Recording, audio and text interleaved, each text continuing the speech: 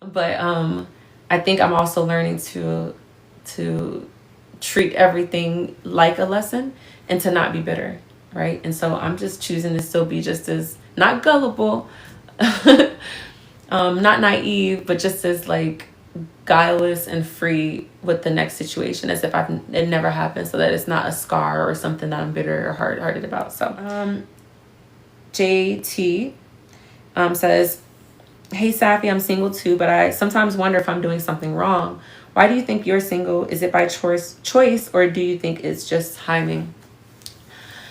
I have no idea. I ask myself this at least 3 to 5 times a week. Like, why am I still single? Lord, what did I do? I repented. No, I'm just joking. Kinda. I'm kind of serious. No, there are days, but no, those days when I do think that.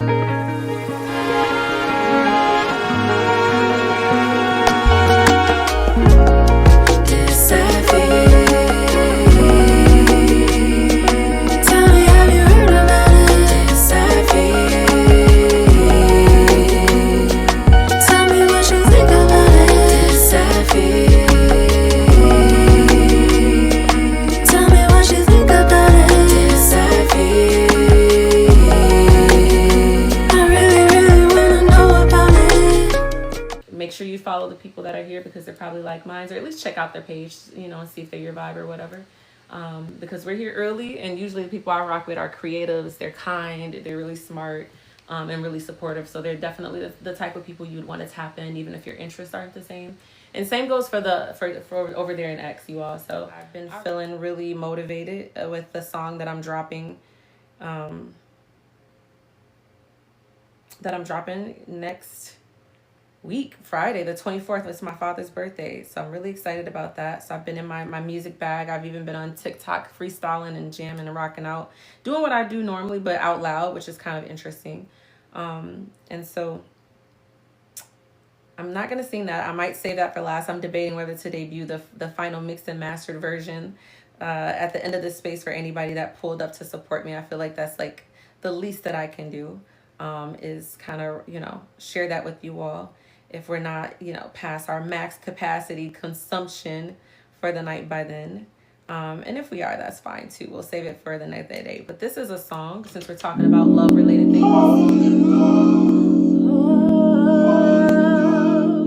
I hope you can hear me over the music. Throw a thumbs up if you can. Okay.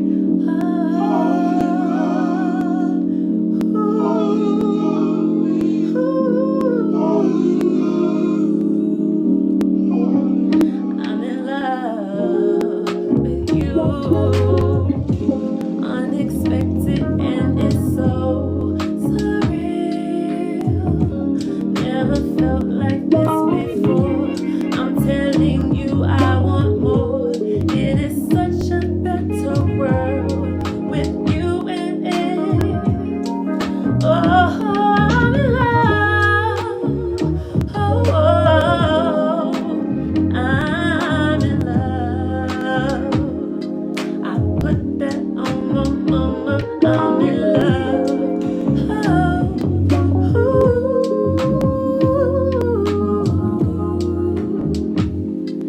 Let me tell you all about it.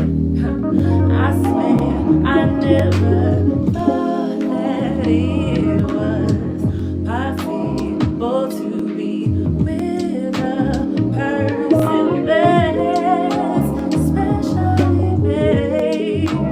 made for me, just for me. Oh, I'm in love. Yes, I'm in love. Oh, hey. I'm in love.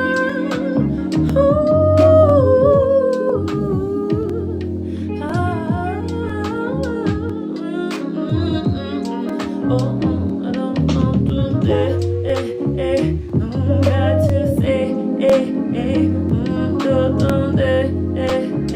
I love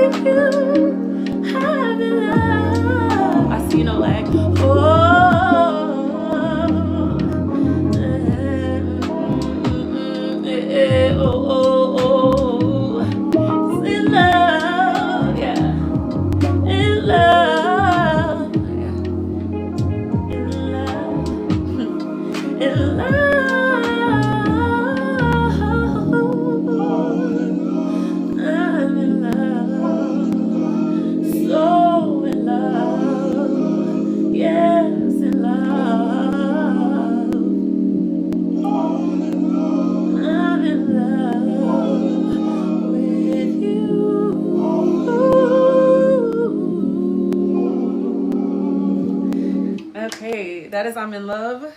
Um, that's not the song coming out, but the reason that I sing it is because of the irony of it all. A lot of my music, my best love songs, have actually come out of this time of solitude that I've had for years. And so I just want to start this off on a positive note to let you all know that like there can be some really cool and beautiful things that are birthed out of this time. So today, again, for those of you that just joined, I appreciate you being here.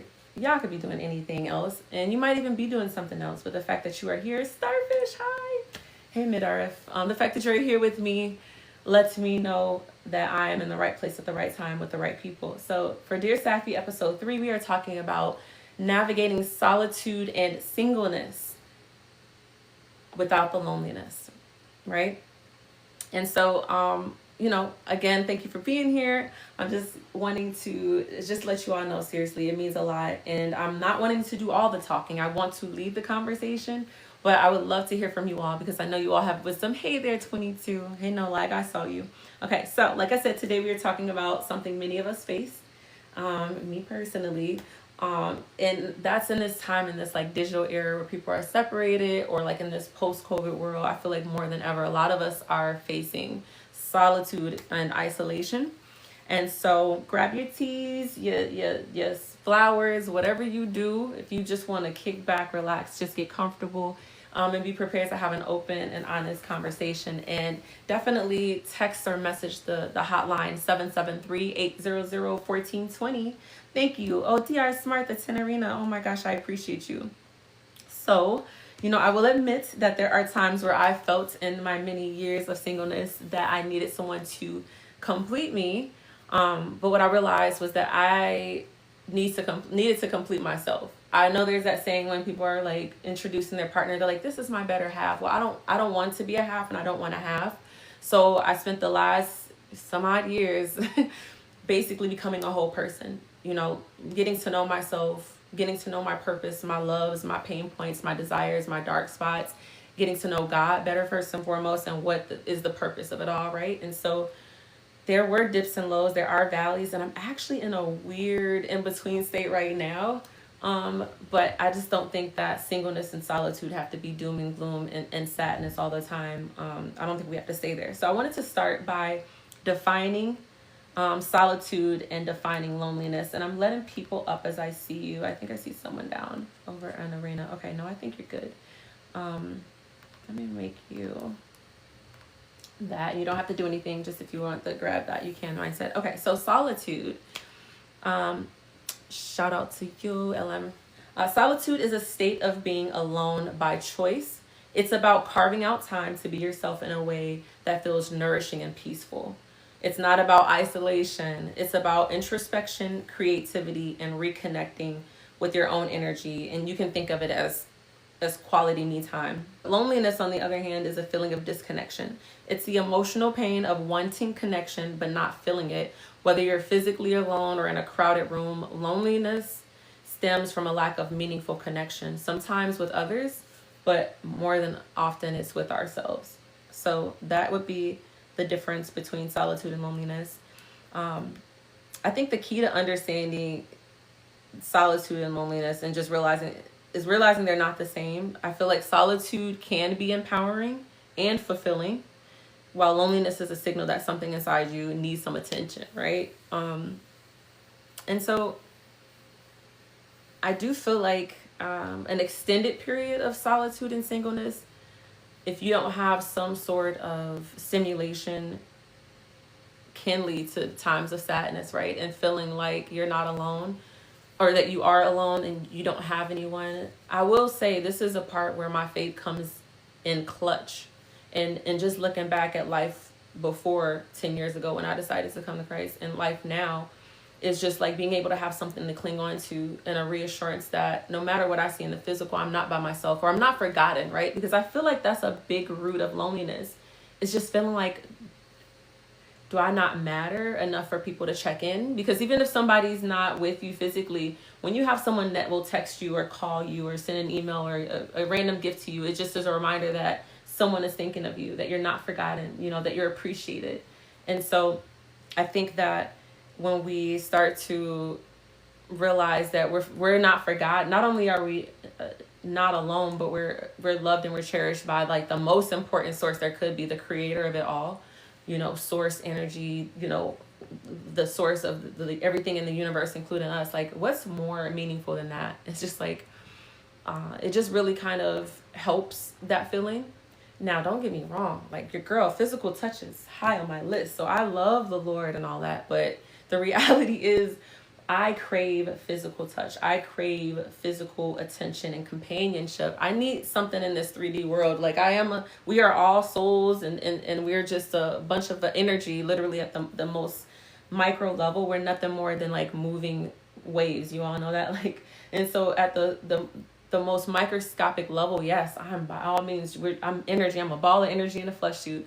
But this flesh is very real, and it needs touch and companionship. And it doesn't necessarily mean in a sexual way, although I do love that and crave it. Well, it just means just the energy, a body next beside me, a hug, and what I miss the most right now is like my nieces and nephews. I've been apart from them for 3 months. And when I tell you the love and affection of a pure child, a pure being, there's nothing like it. It's unmatched, I'm telling you. And so I do miss them. And so that's what I just want to reiterate, that like this loneliness or this lack of attention and stimulation, it doesn't have to be sexual. I miss the non-sexual type, and I miss the sexual type. I miss the romantic kind, and I miss that kind. Like I said, that is just that pure, you can do no wrong, you're the best person in the world. Like, and that could be your pets too. I know a lot of people have dogs, and dogs are loyal and loving, and it's like meeting you for the first time every time you walk into a room. So whatever that is, that's to me how we can start to differentiate between being single, being by yourself, being alone, and being okay, and having that and being not being okay. And I don't know if anyone else agrees, but I feel like I know people personally that live with people that are married and are lonely.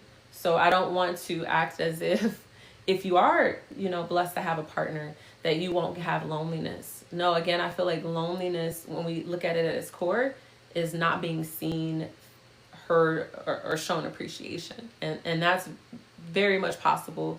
I know it to be true. I've experienced it myself in a relationship. We already kind of talked about defining solitude. So just to kind of reiterate, solitude versus loneliness, the difference: solitude is a choice to enjoy your own company, and loneliness is a feeling of disconnection, even when we're surrounded by people. Now, there is a beauty to being alone. I do want to highlight, the opportunity that I've had to reconnect with myself. I like to think of it as dating yourself, right? It's the courting stage, it's getting to know yourself. It's been really interesting. It's led me to this place that I am right now. Like, before I started to get to know myself, you're so sweet. I appreciate everybody over here on TikTok. Before I started to getting to know myself, I was extremely shy and insecure. I am still introverted just because I like to observe. I like to just chill. And I much rather like listen and learn than yap my mouth, unless it's intentional, like right now. But I think before, the reason I was so shy and insecure is because I didn't really know myself. I knew a version of myself I was expected to be. I knew what society said I should be. But I didn't really know who I really was deep at a level where I was thinking for myself. A lot of it was just programming, whether it was the media, the words that were spoken over me as a child, and what I saw everybody else in my neighborhood in Chicago, what the bar was as far as where they went and how their lives went, or even in my own family. I took, I think, all of those impressions and just kind of went with the flow, with whatever was easier and I could fly under the radar. And it's crazy that it took me so long to even realize that was something that I was doing. But there's no turning back. Like, there's no way I would be talking to people, some of you all strangers, some of you people that I, met online and got to know and now consider friends and family. There's no way I would say anything out loud, and with people I know, easy peasy. I'm the same quirky self that you all see. I'm just a little bit smidge more in person, but super open, very vocal. I can be opinionated, but if I don't know you and I don't feel safe or whatever, I just wouldn't say anything. But since I've gotten to know myself, it's given me the opportunity to say, well, why wouldn't you want to share? If you're not if you're not doing anything malicious and your intention is to like love on people, laugh with people, and learn about people, why should you be afraid? But it took time for me to be with myself to even realize I wasn't doing those things. So I would say that that's one of the most beautiful things. Positive love to you, Chef Hudson. Thank you. Love, love, love, love, love. That's one of the most beautiful things that have been birthed in this time of singleness. And I'll just go ahead and say it. It's kind of embarrassing. But it is by choice and it's not by choice. But it would have been, so 10 years is essentially when I came to Christ and I was just on fire for God. If y'all think I'm a Jesus freak now, like I love Yeshua. I love, love, love him, right? But I was like on something else. I was like missions and serving. And then I also went to nursing school for a little bit. Like again, all those are things that I was doing as I was finding my purpose myself and, navigating the different faiths and all of that. I was doing these different things. And so I was so consumed at that point with Yahweh and finding my purpose that I was serving. And then I went to school for something and that didn't quite work out just because our healthcare system is, and I know I'm meant to be a healer, but I don't think I'm meant to be in a hospital 12-hour shifts. But shout out to all the people that do that. So yeah, I was finding myself. I was also getting into my fitness game. What else have I done? I've learned, I took the time to figure out what are these love languages. I learned about things like that. Thank you, Roses. I took time to learn about this whole metaphysical world and what's beyond the 3D and the things that we see, which I'm finding out is way more real than what we can see and what we experience on the day to day. So just taking time to research life, research this universe, research what do I really want to do? What am I passionate about? What's naturally in me? And what do I feel drawn and compelled to do? And how can I use that to bring peace and light into the world, and in an ideal situation, be comfortable enough to have my time in exchange for that, my freedom, right? And so it's been very positive for me in that sense. In those times, I also had to face some dark things. Like, so when I talk about being single and also being celibate during that time, that's when I realized, okay, purity and chastity, if your mind is filthy, is not what you think it is. You might not be doing it in the physical, but that's when I discovered I had a problem with certain things that I was watching and indulging in things that I wasn't accomplishing what I thought it would be probably impressive to somebody that I told that to, but between me and the creator and the purposes for which I was doing it, I was missing the mark. And so it gave me time to look at those shadows, or also realize there's, part of that shyness stemmed from a spirit of rejection, which I, as a child of God, don't have to be succumbed to. I have to maybe do the shadow work, think about the people and the situations that I encountered that made me feel that, and do what I needed to do to work past it, whether it's meditating or positive affirmations, praying about it, whatever it was. So it just began to unearth all these things that I didn't even know were there. And those are very painful and troublesome times, but it was very fruitful to get on the other side of those things. And some of those things I'm still working towards, but I would much rather, thank you for the roses and the love, you all. I would much rather deal with the painful parts. And like I said before, bring a whole person into my next relationship, which is hopefully a life partnership. And also just in general, be a happier, healthier, a better use to society human being, right? By improving and ever growing. So those were, I would say, some of the good and the bad things and not bad things, but the challenging things that I've dealt with in my time of solitude all this time. So I do want to take a sip from my tea, and anybody, if you're on stage and this is a good time, if you want to go ahead and chime in, you can. Otherwise, I'll kind of continue with my notes here. Oh, mindset, please do.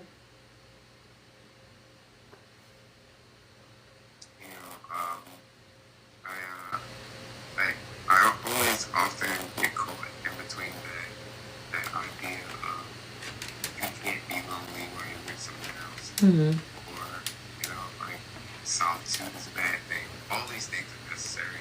I think loneliness is necessary too, because I think you need a little loneliness to teach you to want to be around people a certain way.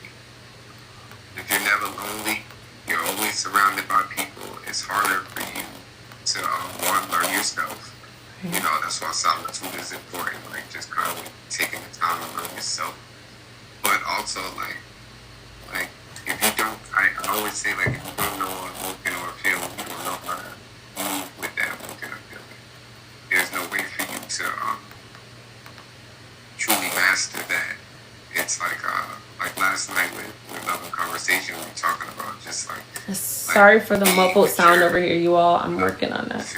understanding that like these outside sources and the things from your inside, both of these things make up who you are, and you need to experience. Control me. There we go. I can't let it make me do things that I wouldn't necessarily normally do, just to feel companionship for a second.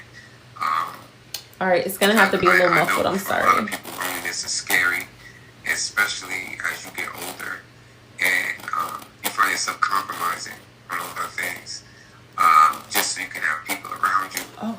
And What? you know, like that in itself, still feels kind of lonely to me. So like, how to be comfortable being by myself, and not actually loneliness, but that I think it's not necessarily connected in a certain way. Like for me, loneliness feeling comes when, like you said, Sapphy, you're not getting something. There is something that's missing, and when you find a way to identify that, you can deal with that loneliness. But if you never go through it, how do you find a way to identify it? You know, like, you know, some people tell you, like, when you go from relationship to relationship, they say you need to spend some time by yourself. Yeah, you know, you may be traveling from relationship to relationship because you haven't spent enough time with yourself, getting to know you. And I always say you need to be the type of person that you want to be around. Yeah. Right. And a lot of times we don't take the time to actually see what that is.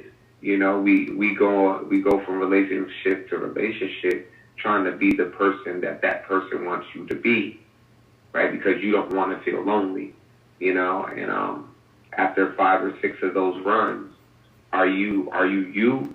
Are you all the people that somebody else wanted you to be? Right. You know. And the problem with that is, if you are, right, is the person that you're with really who you want to be with, or all those people that molded you? You know what I'm saying? So taking that time to figure out who you are, right? Taking that time to be the best version of yourself, and then giving that to the world, and hoping that person that you're talking about finds you, right? Because that person is there. That person is around. I'm not going to necessarily say that they're waiting for you, but I think you have to be in a certain position to run into them, and figuring yourself out sooner than later will help with that.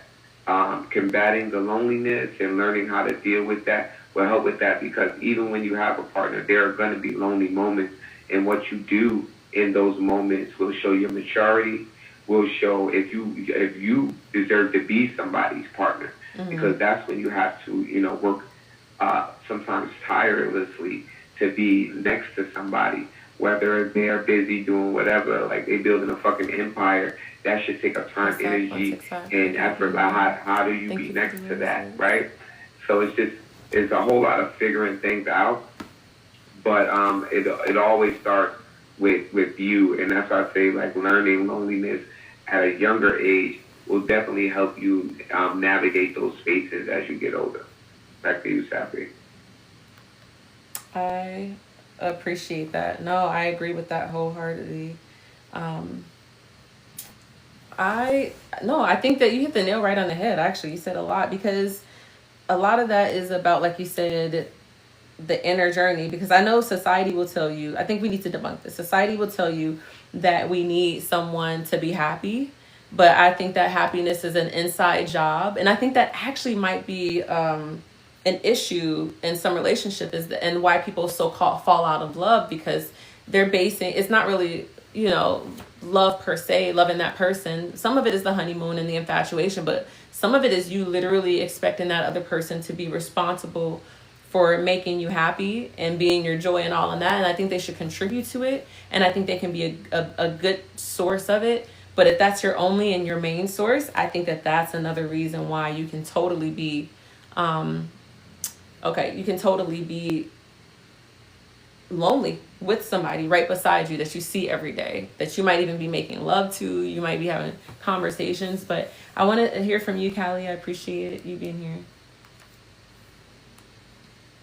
I just wanted to start off by saying, you guys, this is a lonely walk. Look how many people are having this conversation of self-worth and growth and all of that. Unfortunately, it's so small a percentage.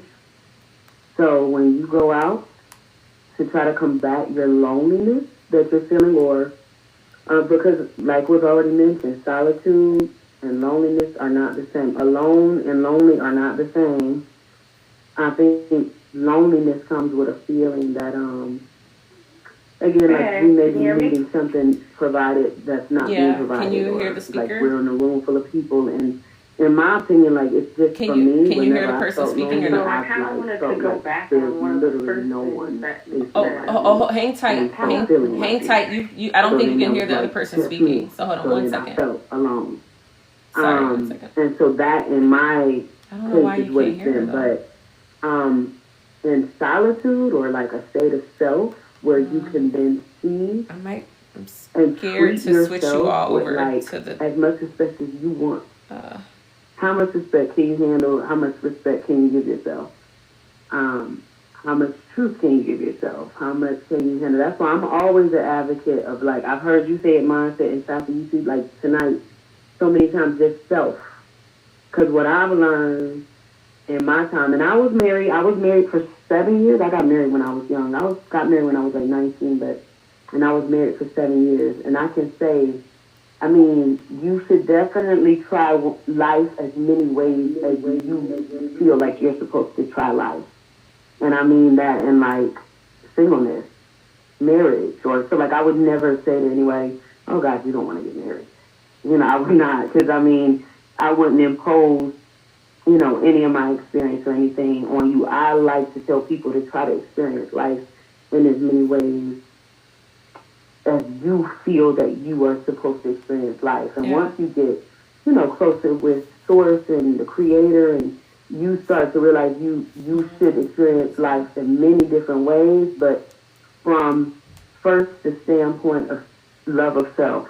Mm-hmm. And then from there, like, man, your eyes are open to a whole bunch of different possibilities. But I just want to say, like, anybody who's dealing with, like, singleness or wanting to date or whatever, man, you better make sure your patience is on 1,000,000, because conversations like this are not being had. You know, like, there's not a lot of people in these conversations to where we're, you know, trying to become a certain type of person. I think Mindset said it earlier, like, trying to become the person that we want to be with. Which, you know, in my case, I'm, like, so aware, like, I'm very aware of a lot, which can be in itself, you know, if you allow it, like, you know, a problem. But I just like to take the stance of patience and just knowing that if you want to experience, like, true love with someone, like, you need to be ready to, you know, be there with them and for them in places that you maybe have gotten out of already. Because it's easy to, like, when you're dating somebody or out, you like, man, I see right now they already, you know, and it's like, that's not your place to really do that. Your place is to, if you are, you know, it's nothing can be one-sided, because if it's one-sided, it don't work, right?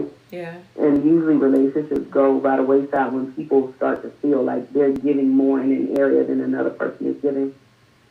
And then this person is not even aware that they're doing that or not, and you're like, that's crazy, because I'm watching you do this every single day, and you don't know that you're doing it. Right. And you just got to know that sometimes no. So you got to be patient.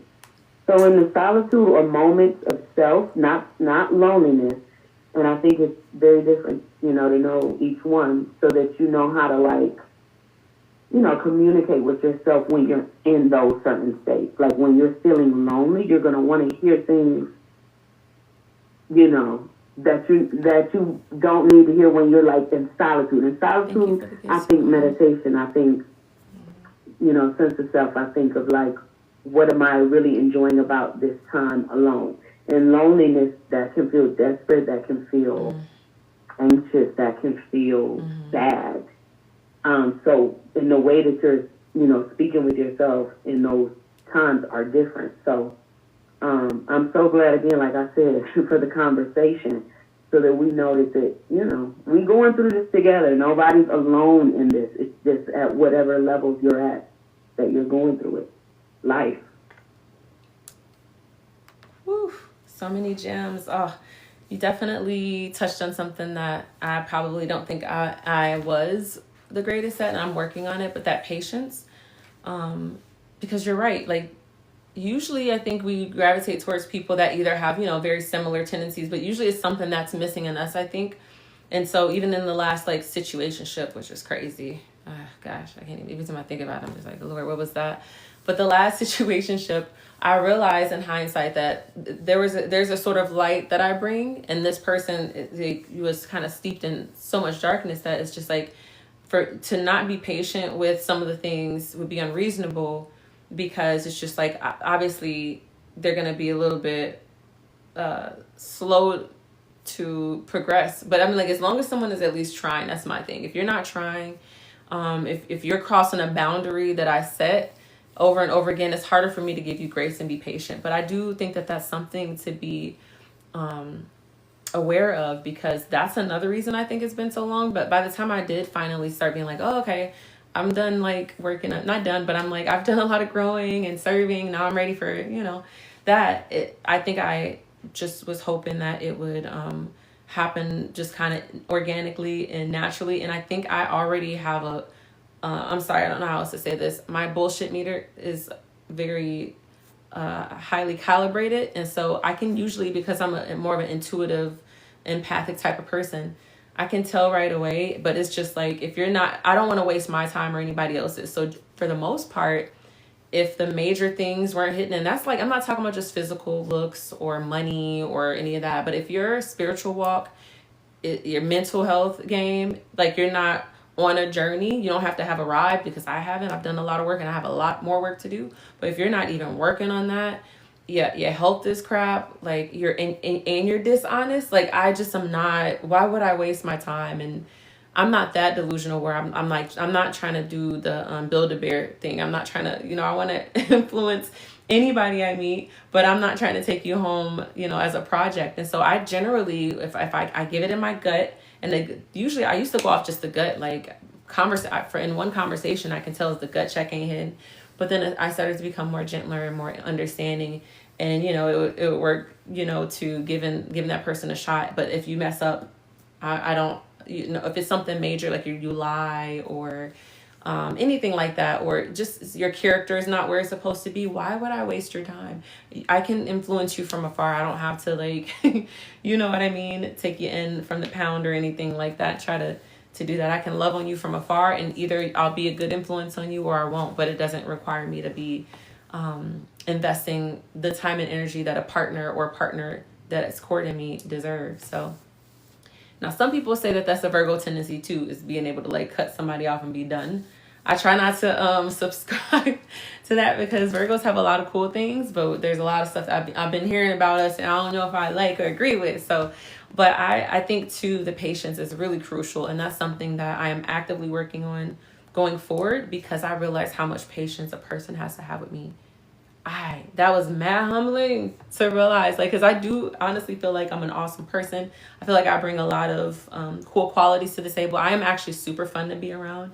I'm very affectionate, and I can, like, again, touchy, lovey, Philly, but I also like my own time and space. So it's cool. Like, I don't have to swallow you up or envelop you in all my time. I like my me time. Like, I really cherish and adore it. So it's just like, and then just being able to be supportive. Like, I have all these good qualities, but one thing I realize in the shadow time is my tongue, the same mouth that I praise God with and I uplift people with, could be sharp as a katana sword. And I don't, that's something that if my feelings are really hurt, whew, ching ching. Like, y'all remember Ninja Fruit, that game? You just get the little on your phone and it just lights the fruit up. Like, and I'm not trying to be like that. I don't want to, I want to use this for good as whenever possible. And then two, I have a tendency to like shut down after I'm hurt. Like I'll give you a shot, I'll give you a chance. But like, if you don't prove to be trustworthy and I express it, like if you don't know and I didn't set it a boundary, that's on me. But once I set a boundary and I say this is the expectation, and generally the expectation is at minimum the love or respect and honesty I give you. If you can't do that, I'll mentally shut down. So those are the things that I am working on. When you say have patience, that's something that I think I need to work on. And there's other things that I need to work on that I want somebody to take their time and be patient with me. I'm okay with it, like acknowledging when I do something. I'm good at apologizing. I know women get a bad rep for that. Y'all try to act like we don't like to take responsibility and apologize. I don't know. Personally, I do. I'd rather. You know what, Sapphy, it's been a bad rap. I've been hearing. What is that? And taking accountability. Some of us, when I catch in the pits on that, so we need to have a meeting, I guess. Yes, that's a bad rap. It's a bad rap. I mean, So y'all I'm okay with it. Y'all are so wrong right now. No, Why, 'cause you outnumbered I know on what the y'all be stage? saying in y'all, you know, women gossip meetings. That's one thing we've been hearing, that the women do not take accountability. And I ain't Y'all front, say that. Y'all say that in y'all groups now. Look, I have a lot of guy friends. I've heard it. I've heard all the crazy rumors. I don't think it's true. Maybe it's just the girls the women I hang around with. We don't get into that as much, or at least we're working on it. That's the main thing. Work in progress. It still counts. You know. Yeah, look. Hello, you beautiful phone. Hi, LM. Peace. Hello, Sapphy. Hello, Mindset. Cali Speedway. What's going on, Gazi? DR Smart. D Right. What is going on? And on the other side, we got 22 Roses. Hello. No lag. 756. What is going on to each and every one of you? I saw Hito in the building. Wanted to send a huge shout out to everyone. And I wanted to say, hello, Chef, if you're still there. Okay. And I wanted to say, this conversation is so needed. And I'm so glad that you are having it. Thank you to dear Sapphy. We appreciate this conversation right here. I want to say, you can be surrounded by a million gazillion people. You can have all the fans and followers that you could possibly imagine and still be lonely. Yeah. You can have solitude and it be the greatest thing. These words that we give to the feelings that we have that are sometimes bigger than we can comprehend and move us to do and act in ways that we wouldn't otherwise if we were in balance, we have to be aware of. We don't need to spend negative connotations unless we are feeling the negative side of it. It's all alchemy. There's the light, there's the dark to it, and finding and navigating our way through our relationships is how we're going to be able to get through our pockets of loneliness. Because even if you were in the most wonderful relationships and surrounded by the most supporting people, you can still feel very lonely. Then there is a shift that has to happen within self. That's that self-love. That's that turn on the self-love, turn inwards and find what is the root and the cause of that. Because then you can shift those energies and move it from loneliness to solitude. It's the shifting. We can shift what we have within us when we take time to develop and investigate. So when we are always bombarded with go outside yourself, all your answers are out there. It confuses the root of what we need to get to. We can find balance within ourselves when we take time to sit with ourselves. And we aren't always encouraged, especially not by society, to do that because, well, you know, the wellness side of society. We will leave it there. But I love this conversation, and I just want to say thank you so much for having it. Okay. I appreciate you. And those of you that are on TikTok and can see this lovely dress, shout out to LM. Sorry, Arena and Twitter, which I did restart. I have on a custom piece of art, like literally, this is a painting. I'm going to post it later, but this is a painting that she did. that is imposed upon a dress that, when scanned, can pull up whatever you want, because Ellen is not only just a poet, as many of you know her as. She's not just an artist. She's a dev. She does everything from metaverses to games to wearable tech. So this dress, as cute as it is, and y'all see, I mean, okay, I'm sorry, this is a nice little segue. Stretch my legs a little too, so y'all can see it. I'm not gonna do a 360 because that's not this type of space here, but I mean, and I don't know if you all see her, but this is like a little, like on the painting, to me, it almost looks like a lava goddess. I don't know how to describe it, but yeah, so you can have a piece of art or you can be the art. So thank you, LM. I'm really loving this. And I'm going to get more. So, didn't mean to flash you guys. It was just by me. This is FOMO. This is FOMO, y'all, because I can't see anything. I'm on Arena. Shout out Arena. We love the tech. Yep. I can't see it, but this is official FOMO. Yes. We got to get a pic, Sap. Yeah, oh, for sure. I'm going to pick it up. I'm going to definitely put it out there. So thank you again for being here. I appreciate all the feedback so far.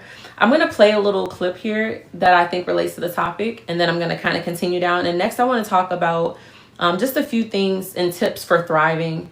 And I talked a little bit about, how I've done that. And I'm going to see if Coco is in here. She was trying to get in here. So I'll figure that out as I play this clip, and the conversation will continue from there. So peace, love, and light. It's been a good combo so far. This is called How to Be Alone.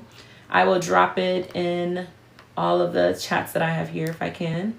It's actually from a while ago. I feel like it still stands today. This is on YouTube by someone named Andrea Dorfman. This is called How to Be Alone. If you are, at first, lonely, be patient. If you've not been alone much, or if when you were, you weren't okay with it, then just wait. You'll find it fine to be alone once you're embracing it.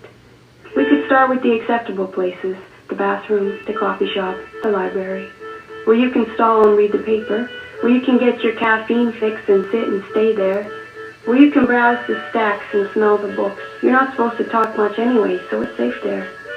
There's also the gym. If you're shy, you can hang out with yourself in mirrors. You could put headphones in. And there's public transportation, because we all gotta go places. And there's prayer and meditation. No one will think less if you're hanging with your breath, seeking peace and salvation. Start simple. Things you may have previously avoided based on your avoid being alone principles. The lunch counter, where you will be surrounded by chow downers, employees that only have an hour and their spouses work across town, and so they, like you, will be alone. Resist the urge to hang out with your cell phone. When you are comfortable with eat, lunch, and run, take yourself out for dinner, a restaurant with linen and silverware. You're no less intriguing a person when you're eating solo desserts and cleaning the whipped cream from the dish with your finger. In fact, some people at full tables will wish they were where you were. Go to the movies, where it is dark and soothing, alone in your seat amidst a fleeting community.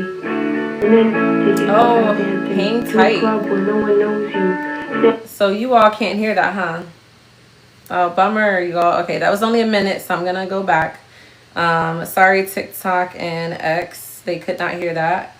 So I'm gonna try to play it from here. We missed it. We were waiting for it. Oh, that's what I'm like. I started seeing stuff, and I'm like, you said it, and I was like, oh, this is a true study. How to be alone, like I said. Look, that we just did a group case study. That was not intentional, but it was brilliant. Thank you, God. Thank you, universe, for sending that. I'm gonna need. If you've not been alone much, or if when you were, you weren't okay with it, then just wait. You'll find it's fine to be alone once you're embracing it. We could start with the acceptable places, the bathroom, the coffee shop, the library.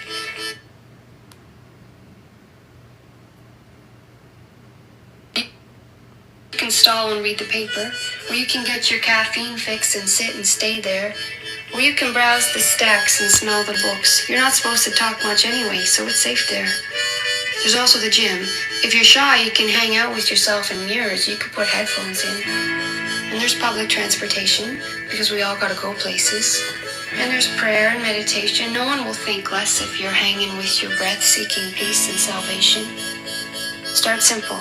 Things you may have previously avoided based on your avoid being alone principles. The lunch counter, where you will be surrounded by chow downers, employees that only have an hour and their spouses work across town, and so they, like you, will be alone. Resist the urge to hang out with your cell phone. When you are comfortable with eat lunch and run, take yourself out for dinner, a restaurant with linen and silverware. You're no less intriguing in person when you're eating solo dessert and cleaning the whipped cream from the dish with your finger. In fact, some people at full tables will wish they were where you were. Go to the movies, where it is dark and soothing, alone in your seat amidst a fleeting community. And then take yourself out dancing, to a club where no one knows you. Stand on the outside of the floor until the lights convince you more and more and the music shows you.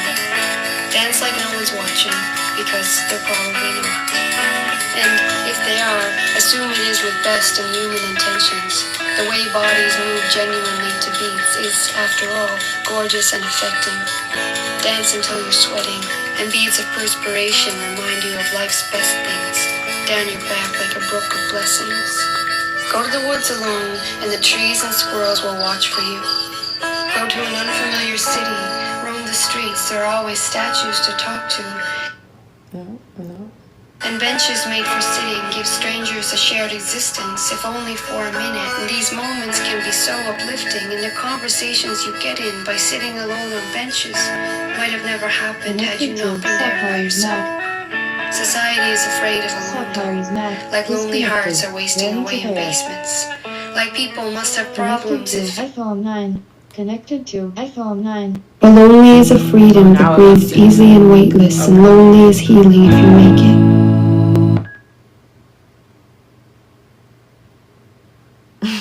I think it literally just... And swathed by groups or mobs, or hold hands with your partner. Look both further and farther in the endless... iPhone 9. Disconnected. Ready to pair. But no one's in your head, and by the time you translate your thoughts, some essence of them may be lost, or perhaps it is just kept. Perhaps in the interest of loving oneself. Perhaps all those sappy slogans from preschool over to high school's groaning were tokens for holding the lonely at bay. Because if you're happy in your head, then solitude is blessed and alone is okay. It's okay if no one believes like you. All experience is unique. No one has the same synapses, can't think like you. For this, be relieved. Keeps things interesting, life's magic things in reach. And it doesn't mean you aren't connected. The community's not present. Just take the perspective you get from being one person in one head and feel the effects of it. Take silence and respect it. If you have an art that needs a practice, stop neglecting it. If your family doesn't get you or a religious sect is not meant for you, don't obsess about it. You could be in an instant surrounded if you need it. If your heart is bleeding, make the best of it. There is heat and freezing, be a testament. That, we did lose X. I've tried 3 times now, so I don't think it's meant to be. But that was How to Be Alone by Andrea Dorfman. I thought that was really kind of clever and cute and just kind of sound advice. It just kind of tells you the things you could be doing instead of feeling like that you're lonely. Because that's the only thing is if you're not even trying to fill that time productively or even recreationally, of course you're going to be going a little bit berserk and sad and insane. So, all right, let's talk about some tips for thriving in singleness. And this is where I would love to hear from anybody that has any experience or advice or pointers. But as far as rediscovering your passions, I think that that's something that she talked about in that poem there. But what's that thing you've always wanted to try? You know, is it a language? Maybe you wanted to learn a language or a skill, whatever dream you put on hold. And now with the onset of AI, if we're all in this space, a lot of us are at least quasi tech, savvy. Okay, let's let the ice cream truck. I should get some. Thank you, No Lag, by the way, while we're waiting. Thank you, Fully Box, LM, everybody. Thanks for holding it down in there. To you, him, Miss Fathom's back. DR and Miss Fathom, I think, have down the rabbit holes to him. So watch, he's gonna hang out right by my house just because I'm in a live. Let's see how long. Yep, I think he's gonna stay there. All right, well, I guess that'll be our background music. But essentially, since we're all here, I was saying we're at least interested in technology, and with the onset of AI and all the different things it can do. If you're not a musical artist, if you're not a writer, if you're not any sort of whatever you do, there's some way that you can like improve your craft and probably make more efficient, like you're making money from it. And so you can take the time to learn a new skill and learn how to use this AI, because it's not the AI itself that you all need to be worried about. It's the people that learn how to manipulate it and leverage it. That's who's going to go on the next wave. That's who's replacing you in your job, not the tech itself. So if you are lonely or bored, that would probably be my suggestion. And I'm biased because I love tech. I consider myself a futurist. And so, of course, to me, that's something that interests me. But I think if you don't naturally gravitate to it, just for the sake of being able to survive this next wave, this fourth industrial complex, that is all things digital, including our fiat, including us outsourcing our jobs to technology, that would be a great place to fill in your time. And you never know, you might find you a little nerdy boo, and then, you know what I'm saying, look, you got yourself a little Zuckerberg. Hey, Mindset, I see your hand up. I'd love to hear from you.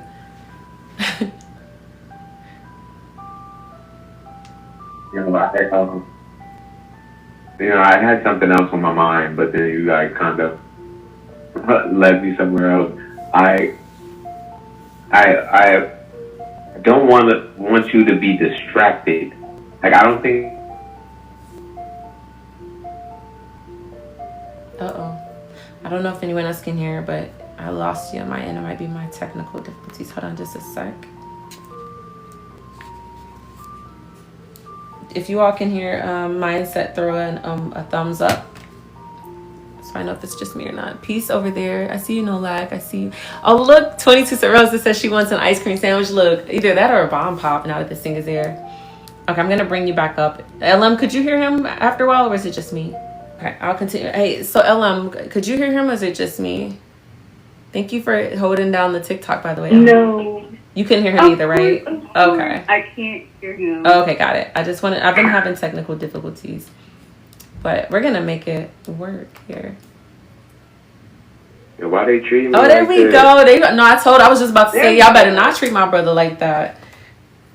Baby treating me mean for no reason. No. I wanted to point out, like a lot of times we want to distract our minds. We run away from the loneliness, and I stress that, like I said, you gotta sit in some of this stuff, right? I think, like, for us, especially nowadays, human beings are 100% caught in the I want to feel good mode.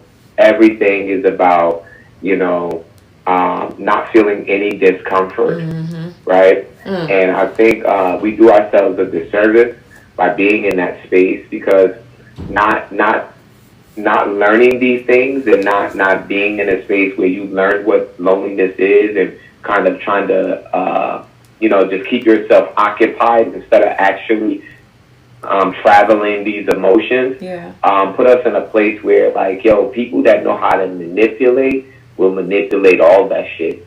You know what I'm saying? There are people who will speak into your spirit and your soul when you are at your weakest, and like, just not going through these things, not traveling these emotions along solid ground, like we always say in the jam, like, puts you in a place where those people will, because no matter how much you prepare yourself mentally and emotionally, you're gonna have a weak moment, and those people, they wait for those moments so they can just kind of slide right in there and take advantage of you. So, like, I don't want you to get distracted. I don't want you to distract yourself from the loneliness. I want you to actually sit in it for a second. Realize what it means to be lonely. But it hurts. Why do you feel these things? And what is it that you can do first without the necessary people around you to deal with some of those things that are making you lonely? Because like being with yourself is a necessity of life. Yeah. Right? And like, sometimes it is long moments that you're going to be with yourself. And so like you're gonna find those moments sometimes lonely, right? What are you doing that is not necessarily a distraction, right? I don't want to play a video game all day and then now I'm not thinking about it. How do I actively think about this so we can move forward, right? How do I, what type of actions can I take so I can understand why I feel this way, so I can know what to do when I feel this way, right? Like I said, we as human beings, we spend too much time just looking for the happy feeling. Yeah. There are so many emotions. There's so many things that are going to bring you up and down and round in circles, and you have to figure out how to deal with those things. And the best way to do that is to go through them. You know what I'm saying? Experience them. So like I know we want to like sometimes take our mind off of it, which is also a good thing. I don't want to act like that's not a good thing because like, you know, loneliness can drive you crazy. Your heart, like the things your heart needs can make you mad sometimes, and you go out there and do crazy shit. And we don't want you to be in that space either. Yeah. But there has to be like some type of balance. And like for me, I'm okay with being in solitude because, you know, like, dude, I have had 7 siblings, and that just being surrounded by somebody all the time is not something that I necessarily need. But also, like, I've been lonely. I've been, you know, wanting companionship, and like me seeing that helped me figure out what type of companionship I want. Help me figure out what kind of companion I want to be. All these things matter, and if you don't go through some of this stuff, then you can't mentally figure these things out. Like I said, there are people who play this game that are looking for lonely people, that are looking for lonely people that are in solitude, so they can take advantage of them, whether it be financially, emotionally, mentally, physically, whatever. So like you gotta build your fortress up, and it takes for you to go through some of these things to do that, to empower yourself. You know, like they say weakness is weakness, but the reality that most people who travel weakness find their greatest strengths. You know what I'm saying? So travel these emotions. Take some time to figure out what they mean to you and why do you feel this way, and what can you do to help you get out of that. Yeah. And I think the last thing I would say is why these things work. You know what I'm saying? Like why does this work over this? You know, that last question, I guess, is just for my mind. Like I'm like, yo, why do I feel okay with this over this? Why do I need this over that? You know, because when you know the whys of things, I think you're able to really deal with them the way they're supposed to be dealt with. So don't necessarily get distracted. You might have to distract yourself for a second, but don't live in that world of distraction, trying to get away from any feeling, not just loneliness, any feeling whatsoever. That is just not healthy. You know, we always want to talk about being healthy with our mind, our body, our spirit, and you know, like going through things, even though they be hard, is healthy. You know, so back to you, Sapphy. And we're gonna do that giveaway. You know what I'm saying? The room is tight here, so we're gonna do the giveaway in about, I said 10 minutes, so we got 3 minutes left. After that, cool. 3 minutes, we're gonna give away the first one, and then when you get ready to wrap it up, Sapphy, we'll give away the rest. This is why you all want to be over here. You said shake my head. That would mean a lot. Okay, thank you. Yes, you all want to tap in with the giveaway. And other than following and reposting, what are the guidelines again for them? Is it just strictly being here and being present that we... Be here, be present, you know, listen, and maybe talk some things in the comments. Let us know, like, you know, what direction we should be going, and how you feel too. Like, everybody is not ready to jump on the stage, but like a lot of these conversations are powerful, and they do have something to say. Let's hear it. Yeah. Okay, thank you for that. No, I definitely appreciate that. I'm gonna go over a few of the things that came through on the hotline, but I wanted to touch on what you said. And I was over here. I muted myself because I was over here going ooh and ah and ouch because that was another way that I placated myself in the beginning of my solitude is occupying myself. And I am like a go-getter, stay busy type of person naturally, but I was definitely doing it to numb the pain, to distract myself. And that's why the time went by so fast, because at first I was just genuinely busy, focused on serving and learning and trying to elevate myself to the next season. But then when I did start it, wanting more than that, I'm like, oh, it's not happening. I may as well serve more. And sometimes what people don't realize, you could be volunteering and serving. And if you're doing it for the wrong reasons, even if it's just to like distract yourself or to fill your time, then it becomes a burden in a way, or you just are not really getting the blessing, which is to be a blessing. Like, you're not getting the most out of it. It's good that you're doing something positive, but it is a way of just escapism. So escapism can be a lot of things. So I love that you said that. It sort of challenges a little bit what I just said, because I am just saying, hey, occupy your time with getting better with yourself. But no, there is a time and place for just sitting with yourself, sitting with the discomfort, leaning into that shadow. We all have shadow. We have light and dark. Sometimes you have to lean into that dark, and that's the only way it will improve. It's just like, exposing the light on it. And it's not going to feel good. Somebody that's been trapped in a basement for a long time, you put them out in the bright sun, is going to be painful. Actually, it's going to be blinding, and something that would, usually nourish them and strengthen them and rejuvenate them is actually going to cause a little bit of pain. But then as they get acclimated to it and you lean more into it, it doesn't have that painful part anymore. In fact, it's something, once you get to the other side of something, it's empowering. It's a testimony. It's a reminder to yourself that, oh, I did that. I can do this. So I love that you said that, and thank you for that, because look at me. Anybody that, if to a person with a hammer, everything is a nail, and I'm just like, do stuff, get better. There's a time and place for self-improvement. Another thing, before I continue, actually, let's read one. We had a few comments. So someone said, when you are asking for something in your life, be determined and detailed on what you want.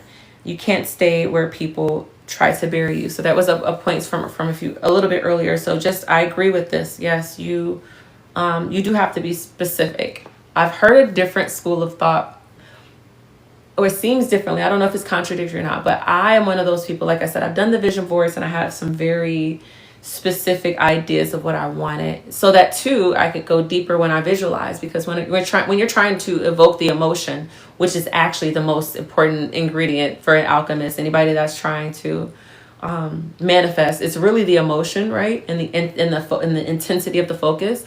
But the vision boards are great tools. The visualization are great tools to intensify that emotion. And so,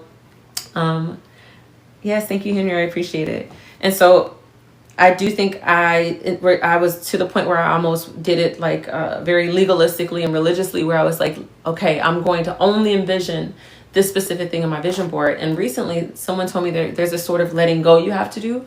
When you have an idea in mind, you can direct it, but you have to be fluid to let it play out in the universe, that it's going to play out, because you don't really have a full say, right? You're a co-creator, not the creator. So I think that's on the lines of what you said about, you do have to be determined and detailed about what you want, but maybe let go a little bit with the how or what it will look like. Maybe that's what I'll say. So they're not contradictory, but I think that's a caveat that I would add to that. You can't stay where people try to bury you. Oh my goodness. Whew. That's definitely true. Or not even just not bury you, but not just take. I've definitely had some relationships in the last year and a half that were just take. And it's just like, I don't ever generally do anything with the expectation unless it is a business transaction. So I'm not transactional at all, but you start to get weighed down when someone's taking more than they're giving. Or like you said, trying to bury you in either their own task and their own desires and their own goals, to the point where there's no reciprocity or no love, no synergy. It's just like a one-way vampire situation. So I agree. Don't stay there. I'm telling you, the unknown is probably a lot better than that. Okay. And then the last message from this person, or question I should say, is, Dear Sapphy, with the planetary placements, is there a time to wait or pursue someone that might be better than other times? I'm just now delving more. I had an interest in that sort of stuff, astronomy, astrology. I've always been a fan of astronomy for sure.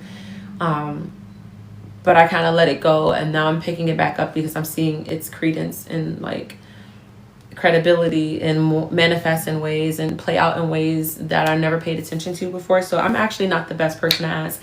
I don't know if anyone else would say if they have any input on when the best planetary placements are.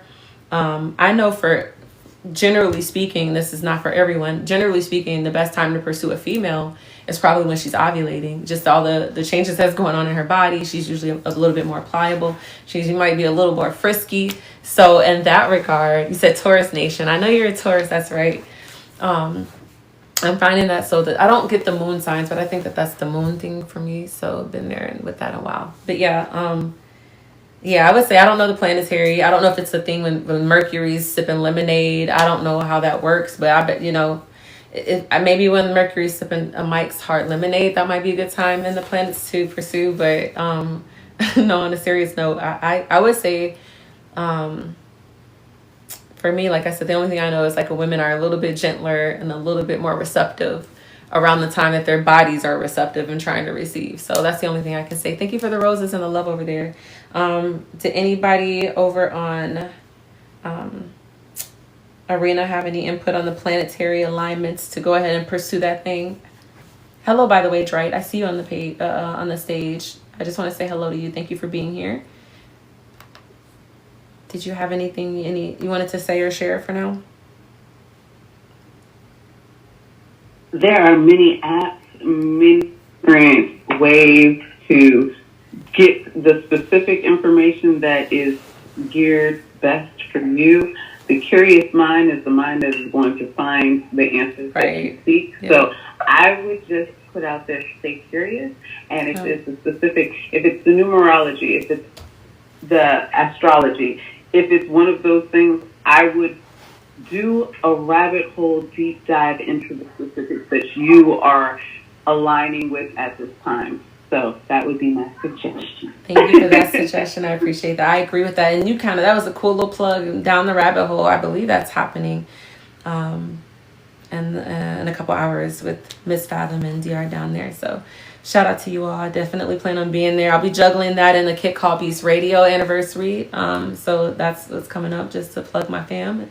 But those are great questions. I'm going to get to I'm going to knock out some of these other anonymous things that came through later, because some of them are a little personal. So I have to figure out, how deep we're going to go tonight. But the other tips, we talked about rediscovering your passions. And I think that mindset hit on something that is just like a little caveat, if you will, that yes, pursue your passions, get to know yourself a little better, do all of that stuff, but don't replace facing the pain and stepping into it with those. Don't drown that out, because just like when you're working out, it's a little discomfort as you build that muscle. The lactic acid might be building up, but on the other side of that pain, that's where the muscles and the growth and the changes in your body come in. So yes, rediscover your passion, but don't run completely away from the pain. Next, build a self-care routine. Your singleness is the perfect time for the glow up. Let me tell you, do that little Esther thing where she's just getting all beautiful and dolled up. So, you can spoil yourself, whether it's massage. I know people think about that stuff like, bubble baths and spas and all that. But even things like journaling or sleeping in guilt-free. I'm a big fan. I'm not even a fan. I'm an advocate of a daily nap. I'm going to be a toddler for life in that way, okay, if I can help it. But just even that, indulging in something like that helps your brain reset. And you may not even go to that sleep, but that could be a part of like your meditation. You just shut your brain off for a little bit to imagine, to visualize, to just relax and just be a human being, not a human doing, for just a little second. So things like that. Build your self-care routine. Next, strengthen friendships and community. So basically, romantic relationships are not the only source of connection. And so things like this, that's one thing that has really blessed me and strengthened me and redirect my perspective to a bigger perspective, is being online with these people. Like, I've believed more so in metaphysics because of this, because some of the connections that I feel that I know are real are deeper than biological connections. I've made some great friendships and even sisterhoods, and even had a romantic entanglement that was probably one of the most intense things that I had gone through.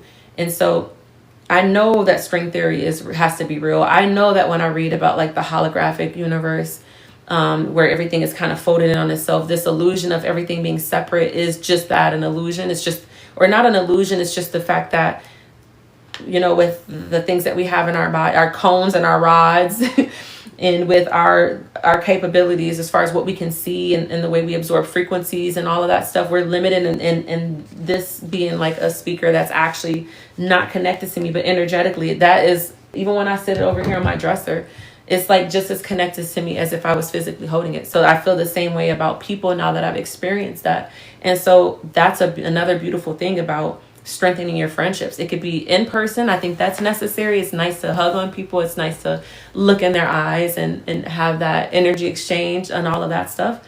But if all you have right now is people online, I just say, don't spread yourself thin, and don't waste your time superficially with it's people you don't really like or enjoy, or that you would want to, you know, be around. Look for those few people, even if your circle is small, that you can learn from, you can laugh with, you can be vulnerable with. And that is just a beautiful way to spend that time in enjoying life without like someone right there by you, because they're still by you is what I'm trying to say. They're still with you. They could be on the other side of the world, and it could be almost as if you're sitting on their lap. I kid you not. And then I kind of guess that feeds into my fourth suggestion, which is learning the art of self-love. And a lot of affirmations that I've come up with stem from me reminding myself that I'm worthy, that I'm whole, that I am enough. You have to remind yourself of that, because especially on social media, everybody's life is on display, or at least even the best version of their lives, the hyperbolic version of their lives are on display. And we talked about this last night in the Louis space. Shout out to him. I know we brought him up, but he's a pillar in our community.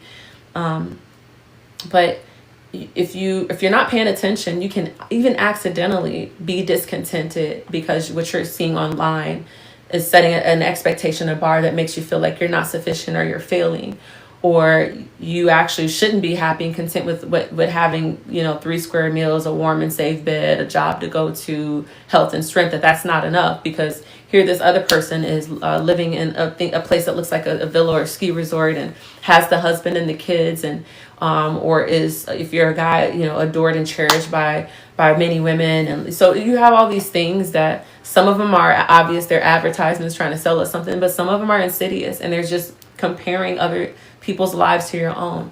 And so I think I've had to intentionally, one, unplug a little bit from that, to remind myself that when I see that, one, the grass isn't always greener on the other side, even if that is their reality, and two, that a good majority of it is not the reality of things. Like, I mean, you're talking to somebody that I'm known to use the filter. Do I have one on tonight? Okay, I don't have a filter on tonight. Praise the Lord, my skin is looking good and the makeup is looking good. But I'm a quick, I am shameless. I'm quick to throw a filter on. I'm quick to do that. I don't do all the body contouring because God has blessed me in that area. Thank you. And I work out and all that stuff. But I can't judge somebody for having a fake life when I too kind of fabricate a little bit. When you're wearing makeup, when you're putting on a filter, I think you should, and if you feel the need, if you want to, because it's your version of presenting your best self. But you're not being 100% authentic. So I feel like that in that same capacity, some people do that more or less, whether it's them pretending to have the type of personality that's not really them, or pretending to have the lifestyle and the resources and the houses and the cars. So I unplug, one, a little bit. I remind myself, two, that that's not necessarily reality, nor is it everything it's cracked out to be if it is. And three, that I'm enough as I am. I'm a work in progress, but I'm enough. I deserve love. I deserve peace. I deserve safety. I deserve just freedom to flow and be fluid, so that I can be a blessing to other people, so that I can be fulfilled, so that I can feel like when I meet my maker, I can be like, I did some good things. I appreciate, that. Like, let's kick it. Let's worship you for eternity. So I don't know. And I just feel like we have to remind ourselves, and I do that verbally. I do it out loud. And I do it for other people. That's how I got into doing meditations for other people. It's like feeling the benefits for myself, knowing that I'm not the only sad person out there. I'm not the only lonely person out there. There's gotta be other people, because there's a lot of people that are, dealing with things much heavier than me. And so I definitely recommend doing that for yourself as well. And you can tap into mindful programming on YouTube. It is my meditation channel. I do guide custom meditations on Fiverr. In fact, I actually just today, a couple hours ago, got a job from a musician that wants a 5-minute meditation. And I think that is so cool because the reasons he was saying he wanted it, I can totally relate with. So this is, that was for somebody. That's just a perfect example. It's something I would do for myself, one. And it's his niche was so aligned with the things that I felt, that just is a reminder that me going through that as an artist, me struggling with the insecurities, is not in vain, because here's somebody else that is going through the same thing. So it lets me know it's normal. And two, I'm on the other side of that. So now I can be a blessing. And then as he strengthens, he'll be light. And so I'm telling you, it's a beautiful thing to lean into your gifts and talents and your strengths. Okay. So I do want to, really quickly, I'm going to play something else. But I did want to talk about for segment 3. Actually, I think we're at that place for the giveaway. Am I right, Mindset? I know you said 3 minutes, and I feel like I went way over 3 minutes. Sapphy, I gave the unit okay. Oh. RPS rapid. I'm gonna say reference. I gave him the 200 arena already. And we'll give away the other 200 arena and the 0.2 AVAX at the end of this space. Yo, shout out to Live, Learn, Create. Shout out to Mindset. I appreciate you. And congratulations, RPS and 1N. I thank you for being here. I appreciate, I'm sure you shared this out. I'm sure you reposted it. But more importantly, I'm hoping you're getting something from the conversation. But if you didn't get anything from the conversation, at least you get to leave with some money in your bag. That's why y'all want to be over here in Arena. Thank you to everybody that's on TikTok too. It's going to be hard to keep up with the comments. And so just definitely, if you want to tap in, 773-800-1420 if you have something to share. Okay, so when loneliness creeps in, there are a few pieces of advice I have to kind of nip it in the bud, or to make a conscious, again, man, mindset. What you said really stuck with me. I needed to hear that. You're either going to nip it in the bud, but at the very least, you're going to address it head on, right? Nip it in the bud, or make a conscious effort to figure out, lean into the loneliness and figure out why you're there, and so that you can get to this point. So I would say recognize the feeling without judgment. Like, trust me, nobody is harder on themselves than me. And so if you're like that, you have to, it's okay to feel lonely. It's okay if those feelings creep up. There's no shame in that. Acknowledge it without shaming yourself. That doesn't mean you have to stay there. That doesn't mean you have to indulge and get in the pity party either, because there's something that sometimes can feel good about the sting of that pity party, and it becomes easier to stay there, right? And so acknowledge it, but don't stay there. Shift your energy. Dance in your living room, go for a walk, call a friend. The point here is about movement. And connection. Movement and connection can basically transform your mood. That's something that a lot of tribal cultures, and I think we have strayed from that because we are so civilized. But you look at African, and you look at Indian, Native American, however you would like to call them, and even some East Asian cultures, a lot of the Sunni, there's so many different examples of like movement and how it can shift your mood. And some of the times we are not only on our devices, but we're sitting in chairs and we're stagnant and we're sedentary. So you want to make sure that that you're moving your body, you're physically moving, and there's something healing in that, especially too for my ladies. You feeling like maybe low libido, or you're feeling just, I don't know, unsexy. There's something about just moving your lower body and moving your hips and gyrating and things like that. I'm telling you, that can activate a lot, just the sheer movement of it, especially if your intention is there and you're holding that energy and you're really indulging. So just, it can be healing and transformative in a lot of ways. You feeling down, you can, if you have to sob while you move your arms, and it doesn't even have to look pretty, just doing what your body feels. There's just something freeing about movement that I highly recommend it. And so avoid unhealthy coping mechanisms. So basically the overuse of social media, we kind of talked about that, or rushing into toxic relationships. That what do you call it? What do you call the bounce back person? The rebound. That's a Band-Aid, babe. I'm sorry. It could possibly blossom into something more, but more than anything, you're just distracting yourself and wasting their time. And there's a saying, I'm pretty sure it's my grandma. I hope I'm not lying on her and making her seem ratchet, but I'm pretty sure I heard her say once, first one can't second one can. A man is a man is a man is a man. And there's somebody else that said if the best way to get over one man is to get under another. And I'm not suggesting that by any means. In fact, I'm saying don't do that. Like that rebound it might be fun and it might be, a little temporary distraction, but we don't want to create any more soul ties or waste our time any more than we, excuse me, already have at that point. So yes, I would highly recommend not to, overindulge in coping mechanisms just to avoid the pangs of loneliness and quietness. Sorry, I had to get stuff in my teeth, getting a little bit of dry mouth. Okay, so seek spiritual or inner connection, meditation, prayer, and connecting with nature. Those are the ways that I love to do it. There's lots of different ways. Journaling for some people, I'm trying to get into that. But I can't figure it out. I haven't figured out how to make it work for me in a way that it's honest and fluid. But I don't know. I would say those are the ways that I do, or sharing a short affirmation or mantra. Those are ways, again, that I think I'm connecting with God. I'm connecting with the collective consciousness. And because sometimes I'm seeking an answer, and that is, what am I supposed to do next, or why am I here? And I think tapping into that, into the source, is going to be the best way to get that answer, instead of like numbing the pain. Okay, so that was pretty much all I had. I have a few pieces of wisdom, and I might share another sound bite. Then I'm going to get to the questions, and then we can share some final thoughts or takeaways. So yeah, I'll leave the takeaways for now. Okay, so just let's get to these questions or comments. So this was anonymous. They say, Sapphy, you always talk about self-love and thriving in singleness, but do you think you've ever really been in love? If so, what did it teach you? Gosh, you're mighty nosy. I'm just joking. That's what we're here for. That's a big question. That is a big question. I definitely have been in love.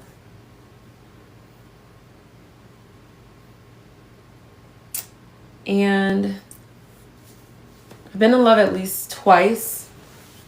I wouldn't say that either one of them ended well, especially the most recent situation. It was more of a situation. It's hard to tell. Like I would say, one situation I think was maybe more of a situationship, or like the illusion of love, or like I guess a mirage in a way. But that taught me something. One, to be patient. Patience has come up a lot in this conversation in many capacities, but be patient. Even if it's been years, you still need to be patient enough to trust your gut, because looking back, my gut told me everything I needed to know at multiple stages. But because I was so impatient, and because I was also trying to be a healer in that situation, I just ignored the signs, and that I could have avoided a lot of heartache and pain. And so I think that being patient and listening to your gut is something that is going to be crucial. And anytime it's one thing to compromise in a relationship, like, what do you want to eat? Or how many kids do you see yourself? Like lifestyle things, right? But if you ever have to compromise your core character, or like the things that you stand for, the things that are important, that's not the kind of compromise I think that needs to happen in a healthy relationship, if it's changing or challenging your core character and what you stand for. So those are the lessons I took away. And I walk away from it. I was a little bit, like I said, it was kind of a weird situation. I think I'm going to talk about it one day. But I think I'm also learning to treat everything like a lesson, and to not be bitter, right? And so I'm just choosing to still be just as, not gullible, not naive, but just as like guileless and free with the next situation, as if it never happened, so that it's not a scar or something that I'm bitter or hard-hearted about. So yes. JT says, hey Sapphy, I'm single too, but I sometimes wonder if I'm doing something wrong. Why do you think you're single? Is it by choice, or do you think it's just timing? I have no idea. I ask myself this at least 3 to 5 times a week. Like, why am I still single? Lord, what did I do? I repented. No, I'm just joking. Kinda. I'm kind of serious. No, there are days, but no, those days when I do think that. So to answer your first question, why do I think I'm single? I think it was a progression of going from not being ready and working on myself intentionally and also kind of like distracting myself to being ready. But then COVID happened. When I finally decided I was ready to end this, COVID happened. And so I just didn't snatch. I didn't get me a quarantine bag in time. I would probably would have just snatched up the first thing and be like, this will do. Like Shrek when he's like, that'll do, donkey. I probably would have did that. So I think really the reason I'm single is it's just not the time yet. I either haven't met my person or I met them, but we're not at that stage yet. That's what I'm choosing to lean into, because I feel like I'm at a point where I could probably be in a relationship, and it probably could be something that with the type of person I see myself gravitating towards, we could make it work. But it depends, like, is that God's best for me? Is that the person that I'm meant to be with, or am I going to settle? And I haven't seen that. I don't know that I felt that yet. And so that's it. I'm gonna be honest, I was dead ass serious when I said there's times like, why? What did I do? Like, what is wrong with me? I do question, like, am I being too picky? And then I'm like, nah, there's no way. I'm left to the bare minimum, you all. Like, I have preferences as far as aesthetics, but it's really about, again, your spiritual walk, your emotional health, and your ability to provide at this point, provide those things, not just be a monetary provider. So it's like, I don't think I can bring it down to anything less than those core things. So it's not my being picky. Maybe I haven't let a lot of people in has probably been the biggest thing. I haven't let a lot of people in. So I have to find that balance between being open-minded and open-hearted, and giving people a shot, but also not being distracted and not wasting anybody's time. I haven't figured that formula out yet. So, and timing, I think it is the timing. There's, on the best days, I'm able to tell myself the time hasn't come. I haven't met my person yet. On the worst days, I'm just like, I just want to hump somebody and be healed. Is that too much to ask for? But I pick it up and I figure it's going to happen eventually. Hey, LM, I saw Dright's hands up, but I was rattling. So I'm going to get to you. But Dright, since I haven't heard from you just yet, did you have something you wanted to share? I'm all alone. Right now, you mean?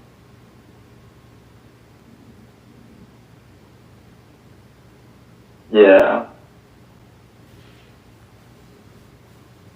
Have you been alone for a long time?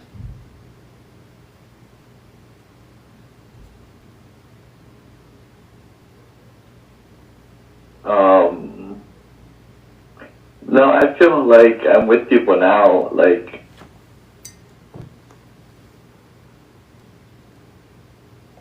sorry, I don't know what I'm talking about. That's okay.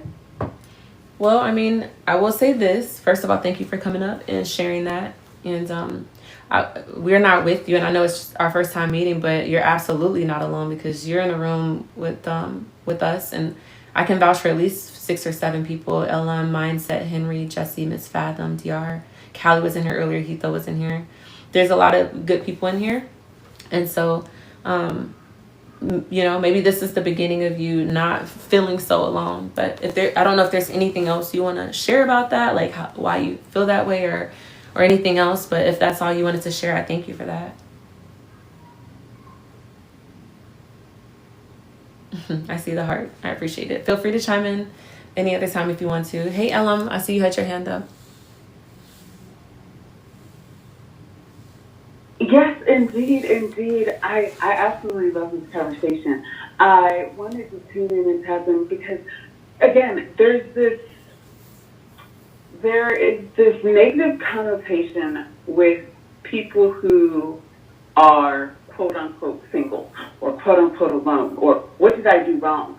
And I just kind of wanted to remind people that it might not even be how you are thinking on it. It might not be actually what it is. Like, you might feel like, by definition, I am single. but you might be in a relationship, in more relationships, in better relationships than people who are married. Yeah. Just because you have a ring on your finger does not mean that you are in a healthy Thank you, or Rosie. stable relationship. Yeah. Just because you don't have a significant other that you're like, I go home to this one person, this one place, and it's this 11111, doesn't mean that there's anything wrong with your doing. You might actually have more connections with more people. You might be able to be loved by many, many more people than just what our societal norms would say is the way of things. So keep an open mind to what it is that you are feeling. Is it a negative feeling? Is it a positive feeling? Or is it a, I'm okay with this. I am perfectly fine sitting how I am and being who I am. It might not align with what society says, but I am happier than a happy. Just be aware that it might not be, the pressures that you feel might not be real. They might just be societal. They might not actually be from you. So change the definitions that you're walking around with when we come to and are speaking on being what we are. Just be aware, because you don't have to be quote unquote in a relationship to have many relationships. I'm just saying. Hey, yo. Okay, I'm gonna leave it there. I appreciate that. That's a gem. Yeah, like where are you getting this feeling from? Who is that? Is that the programming? Is that really how you feel? I love that. All right, we have another comment or question, I should say. I feel like I'm constantly being judged for being single at my age. How do I stop letting other people's opinion get to me? I can see that. Like that's something too that people are sometimes taken aback when I say, "Oh, I don't have any children yet," and they're just like, "Oh, you don't have any kids yet?" And I'm like, I want children. I mean, I have children that I've helped raise and children that I've loved on. And regardless of whether they're biological, foster, and adopted. In fact, I think I'd love to be blessed with all three. Children are in my life. I have, but you do get that stigma if you're older. And it depends on the approach. You catch me on a good day and I'll just be like, it just hasn't happened yet, and I want to do it the right way. I know everybody goes into a marriage wanting it to be the marriage, the only one. But I'm really hoping that that's the case. And I feel like by taking my time and by not shacking up, the odds are stacked a little bit more in my favor. And then I'm healthy. Like if it's about kids, if it's coming from parents, I can get that too. They want to have grandchildren. And then there's a lot of stigma about like geriatric pregnancies and, when you're older, like, look, I think as long as, like, if at my age, as long as I don't have a baby with like a 98-year-old, then it might come out looking like a little old man baby or something, maybe. But if I'm with the, like a little raisin, what was the name of those raisins? But, sorry. But I feel like that. You've seen them before. Let's not pretend I'm not gonna. But look, I think as long as me and my partner are healthy, that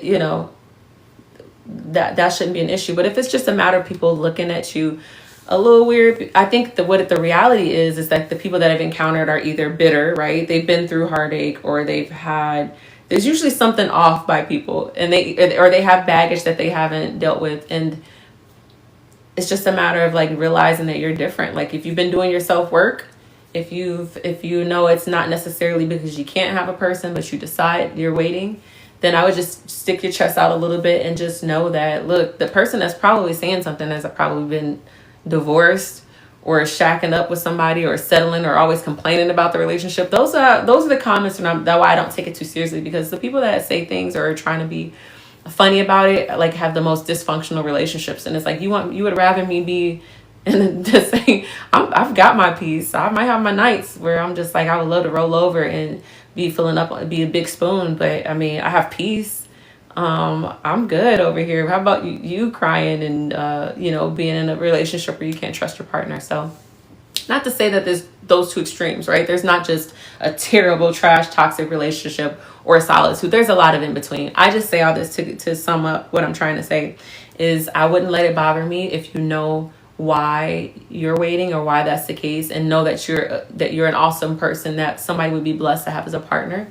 and that will be blessed to have you as a partner, I wouldn't let it bother me, because they probably don't have the picturesque relationship either. Mindset, please.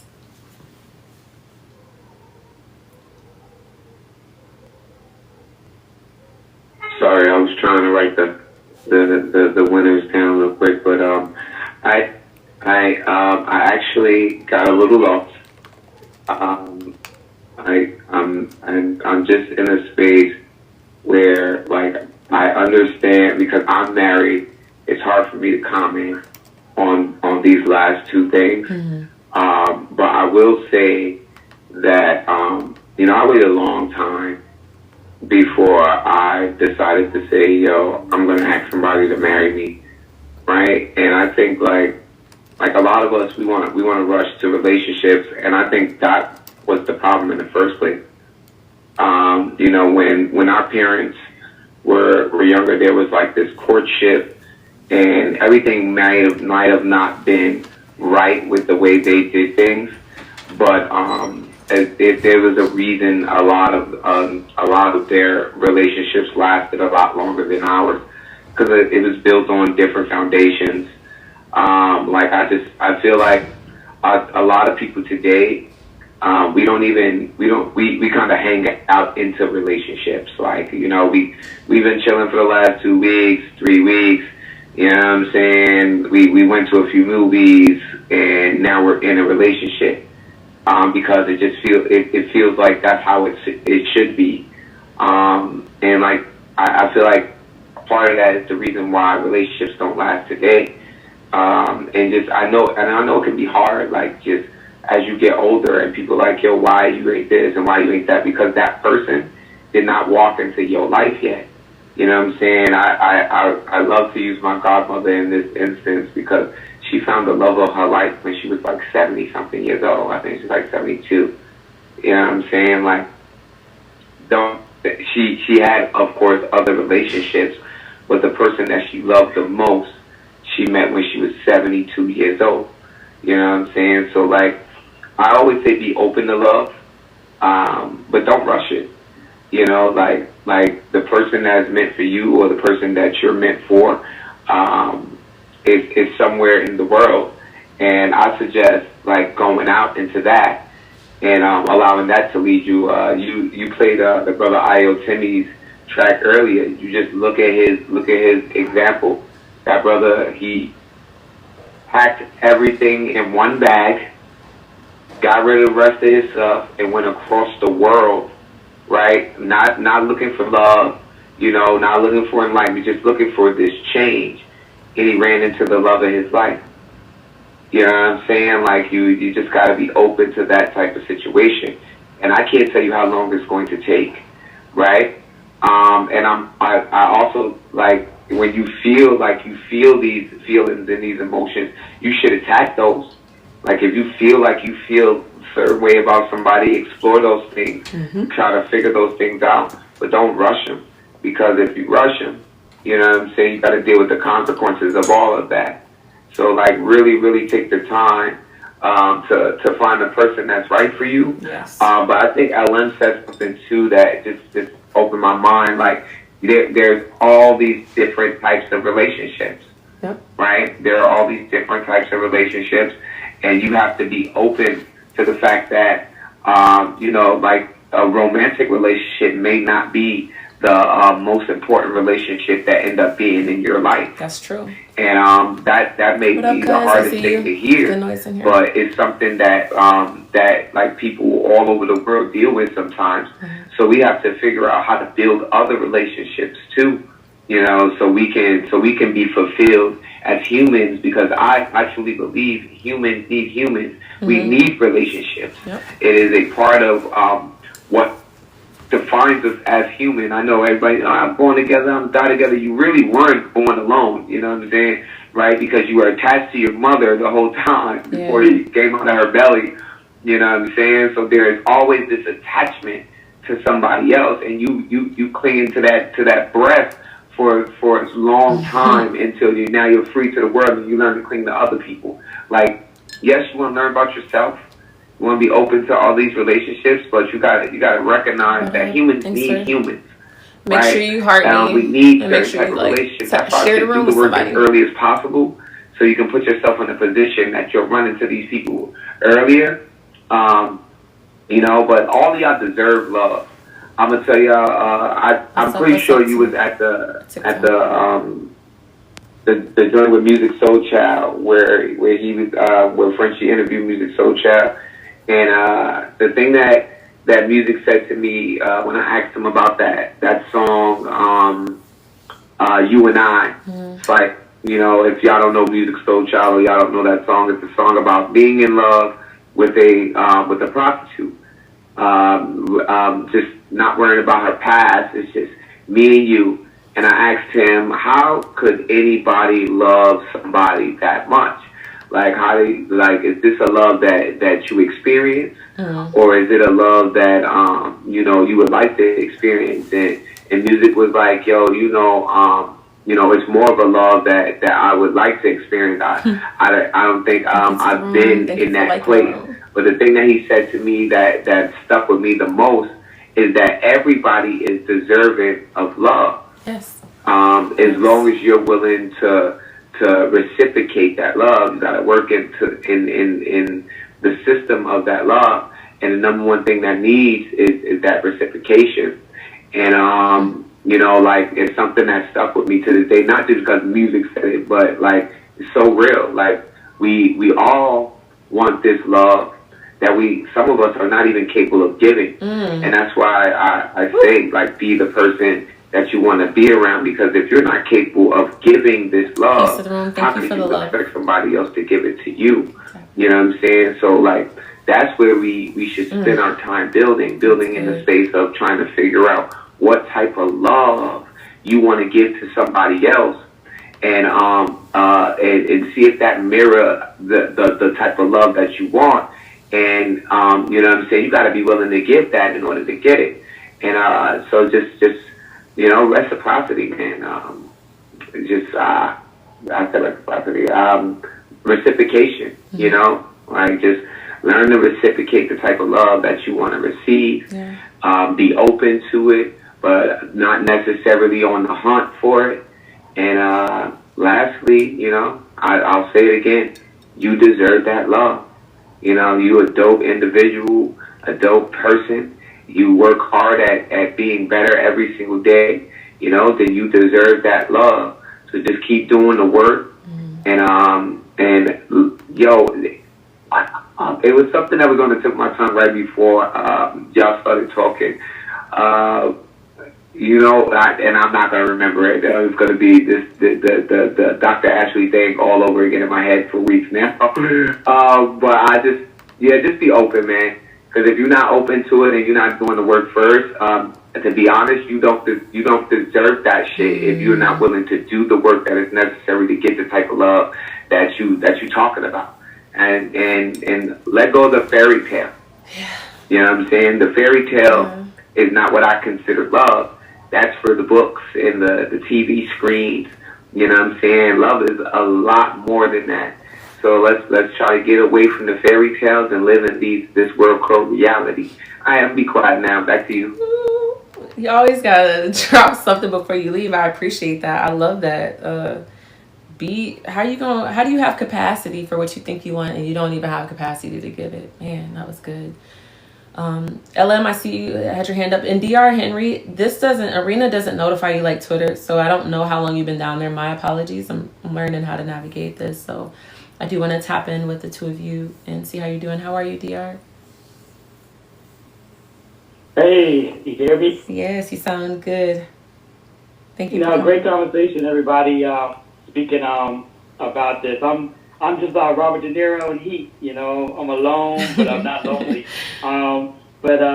Yeah, I think it's really a good conversation because the situation that happened to me recently. So I'm just kind of minding my own business, and they just dope individual, right? This lady, you know, I'm just talking to her like on the, just kind of like not a professional tip, but just like a friend, you know, talking about different stuff, and I call it the string. like sometimes when like a woman, she kind of sets the table and she wants you to bring the dinner kind of thing, where it's like she set it up and I'm like, oh yeah, my ego is like, Thank oh you, man, 22. that'd be Thank dope you, to be Ella. with her. Thank you, everybody. It'd be like we can do this and this, but I was just, like we said, to talk to the loneliness. Right now, who I am, is going to be like totally like a different, like probably 90% different in a couple months. And this year is more so like a transitional year for me. A lot of stuff that's going to be happening. And I didn't feel it would be fair to like get in a relationship with her or pursue something right now because of everything that I got going on. And it was more so me saying like, is that fair to me? But I was like, yeah, I guess that's fair to me. But I think what Mindset was saying earlier and what everyone else was saying, like sometimes you do got to sit in that loneliness and just build and see who you want to be. Like there's stuff that I want and there's stuff that I'm hoping for. And I say movies like what Kanye always say, like I get my information from movies, not books. But I think about Bronx Tale, where Sonny's like talking to C, the kid, and he was like, C was like dating this girl who's dope. I don't know if y'all seen her at 50, she's fine on now. But back in the day, she was younger. But he was dating her, and so Sonny, the guy in the neighborhood's like, yo, is she the one? And he's like, oh, I'm just dating her. And he's like, you get 3 great in your life.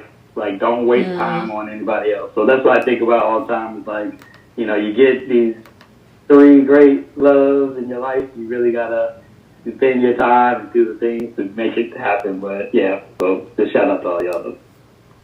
Peace. Thank you for being here and for sharing.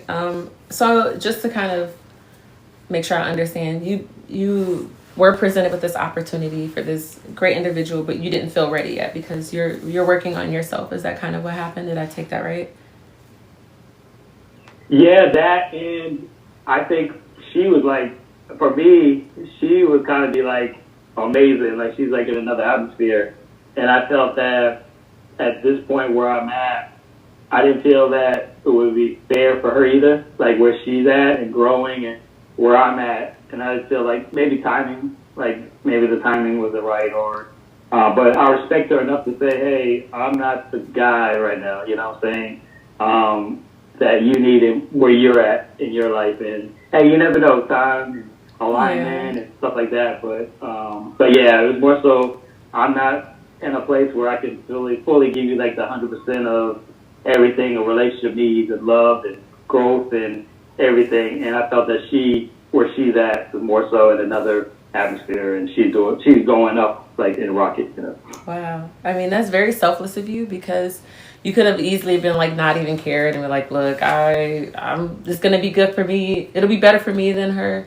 Not that I believe that's true. I wonder if she would have like motivated you or helped accelerate, because that whole like Proverbs, he who finds a wife finds a good thing.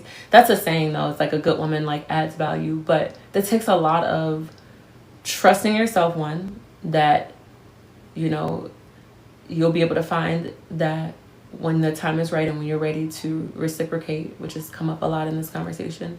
And then 2, just trusting the process. Like, it sounds like you're of the school of thought that if it's meant to be, it will be. Like, if not right now, when you are at a different stage, if the paths will cross in that capacity again, and if you're meant to be, it will happen. Do you kind of feel that way? Yeah. My prayer this year has been like, to God, like, if it's for me, let it be. If it's not, then let it go. Yeah. And I've just been, it wasn't even like past me would have been upset, like, oh man, I messed up and I didn't get this. But for me, right now, it's like, no, I'm not ready. I'm not in this situation where I can be what she may think I am or what she may need. And I'm like, yeah. So whatever's for me now is for me. I'm not. I think there's the divine assignment. I'm quoting this artist. He's saying all this different things. Shout out to my Europe. But there's a lot of the divine assignment in place right now this year, and I'm really just focused on that.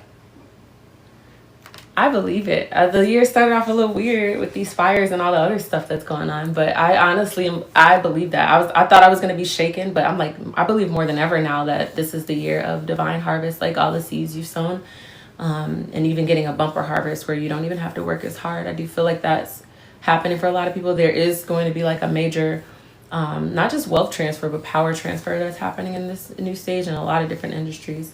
Thank you for coming, Dwight. I know you said you had to go. I appreciate you have been here. Henry, you've been up here. Favor, you've been. Good night. I appreciate everybody that's pulled up and that's leaving. Did we have any other giveaways before I tap in with Henry? I know we have the last one. Oh, somebody's answering this. Scared the mess out of me. What up, Callie? I see you over here on TikTok. I think we're okay for now, but Mindset will let us know. Henry, I just want to tap in with you before I get to these last few things. I'm going to get to some closing remarks, and then, I'm full. I got a lot of good gems and things that I'm walking out with that I didn't come in with, and it's all because of you all, so thank you. So Henry, how are you, first of all? I appreciate you being here. You're always so supportive with your comments and with your emojis, so thank you. Did you have anything you wanted to share, or are you good for now hanging out? Embry is our winner too. Oh, look at that. Hey, well deserved. See what happens? Big shout out Seed to and Jeff harvest. too, Yeah. for all the love. Man, he's our winner for that. Yo, guys. Hey, how are you? Hello, Sapphy. Thanks, guys. Thank you all. Thank you. Thank you guys for bringing me up to stage, guys. I really appreciate you guys. Thank you all. Thank you all. Appreciate you. Let's see what happens when you show up and you give. Like, that's instant karma. I appreciate it. All right, you all, we're gonna wrap. I know we went over 20 minutes, but the conversation has been so good and the vibes have been so high that time just kind of flew by. But let me look at my notes here. Okay, so and then I want to talk to and then we'll hear from Mindset to kind of hear about a quick recap of his space, the kit called Beast, the Beast space we're doing, and then also what's coming up next for that. But let's wrap up these questions. The last few questions I had was, what's your take on dating apps? I've tried them, but they make me feel even lonelier sometimes. Any advice? I stay away from them for the most part. I have these periods of time when I am in that like, this is so stupid. Maybe I should just be open-minded, or just boredom, to be honest with you, or I'm just curious what is out there. And so I will download not Hinge. Is it Hinge? Hinge, and then I've tried Coffee Meets Bagel, and I get them for a week, but it just seems so synthetic. I don't know. It's just something about swiping that this feels like weird. And then two is even when I build my profile, I'm like, how do I condense myself to a bio and a cute photo?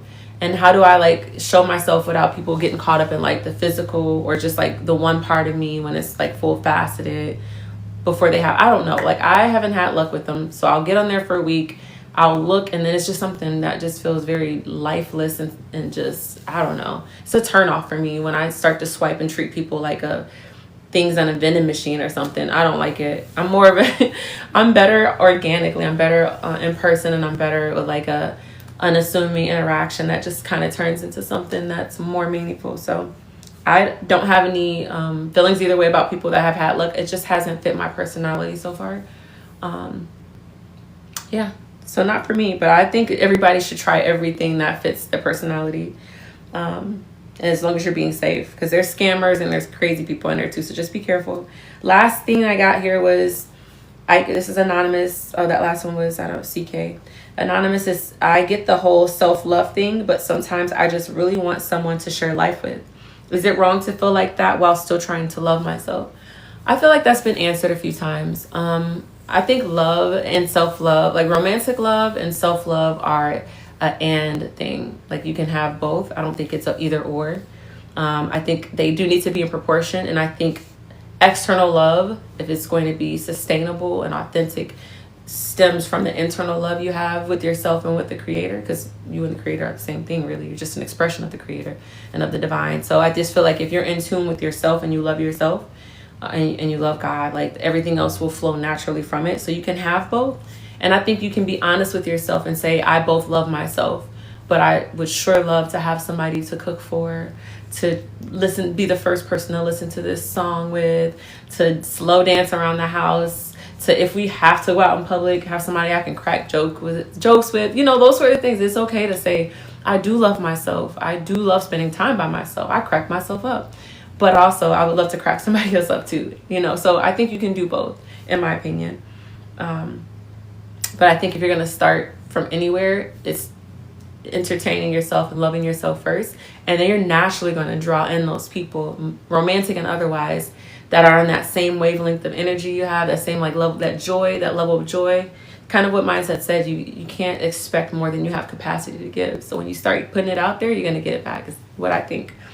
So that was the last question. So I just want to do some closing remarks and with so-called wisdom, if you will. What's today's? What did I just do with that? All right. So final thoughts to wrap, and then I would love to hear from anybody that has anything else. Singleness is not a punishment. It can be, if you are intentional about it, a season of growth, healing, and discovery. I do challenge anyone that is feeling lonely to do one thing this week that brings you joy. And if for nothing else, just to kind of rewire your brain, because if it's been sitting too long in that pity party and that sadness and that lack mentality, you're going to need something to shake you awake, because you're just going to stay. It's easier to stay there and build more momentum and strengthen that. Like anything you divert your attention to, you're giving strength and power to. So if you've been sitting in that for a long time, I say shock yourself.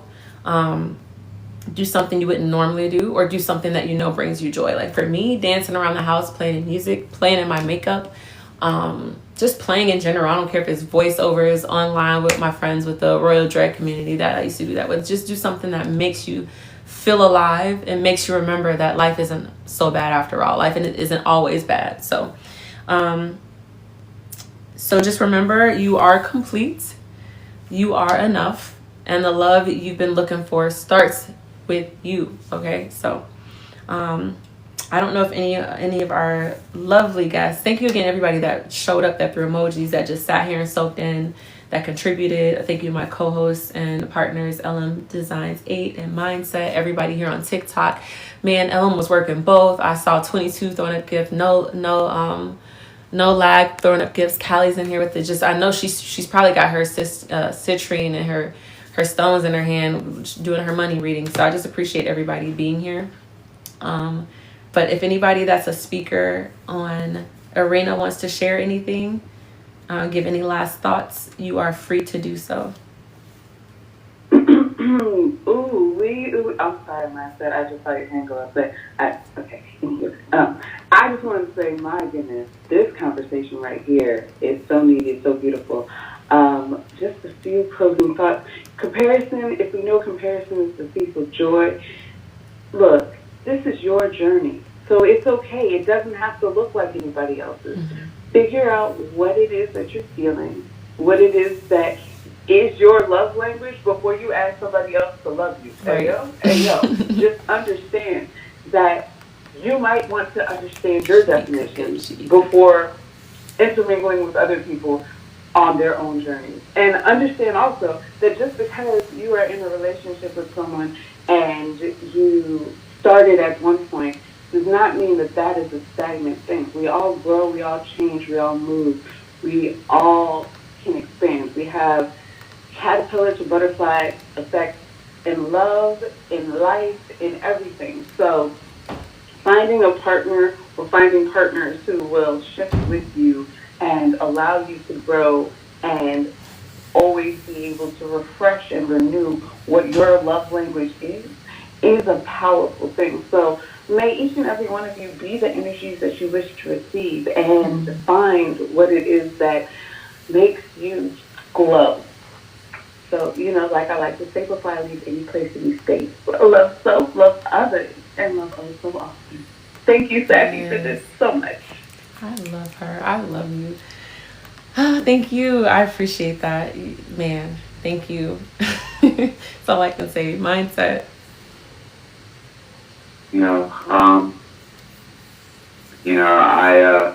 I loved having this conversation. I feel like sometimes in these type of conversations, I could be the bad guy because I make you look in places that you probably just wouldn't look without somebody saying something. And like I'm about to be the bad guy on the exit too. Let's make sure we are not causing this loneliness by just being unwilling to make sacrifices for others.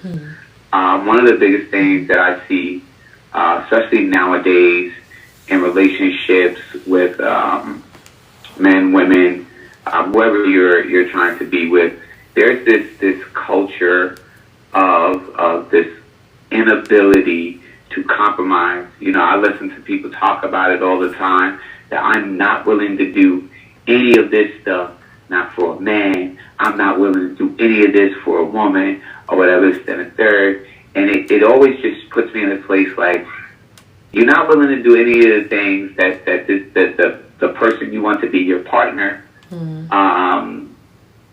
like the person you want to be your partner, like, but you want them to like you. It's one of the most just counterproductive moves that I've ever seen in life today. Right? There is this culture of, I shouldn't have to make any sacrifices whatsoever in order for this person to want to be with me. And I tell you this, I don't even want to be around people that are in that space, let alone be with somebody. Yeah. Because, see, love and relationship and all that is sacrifice.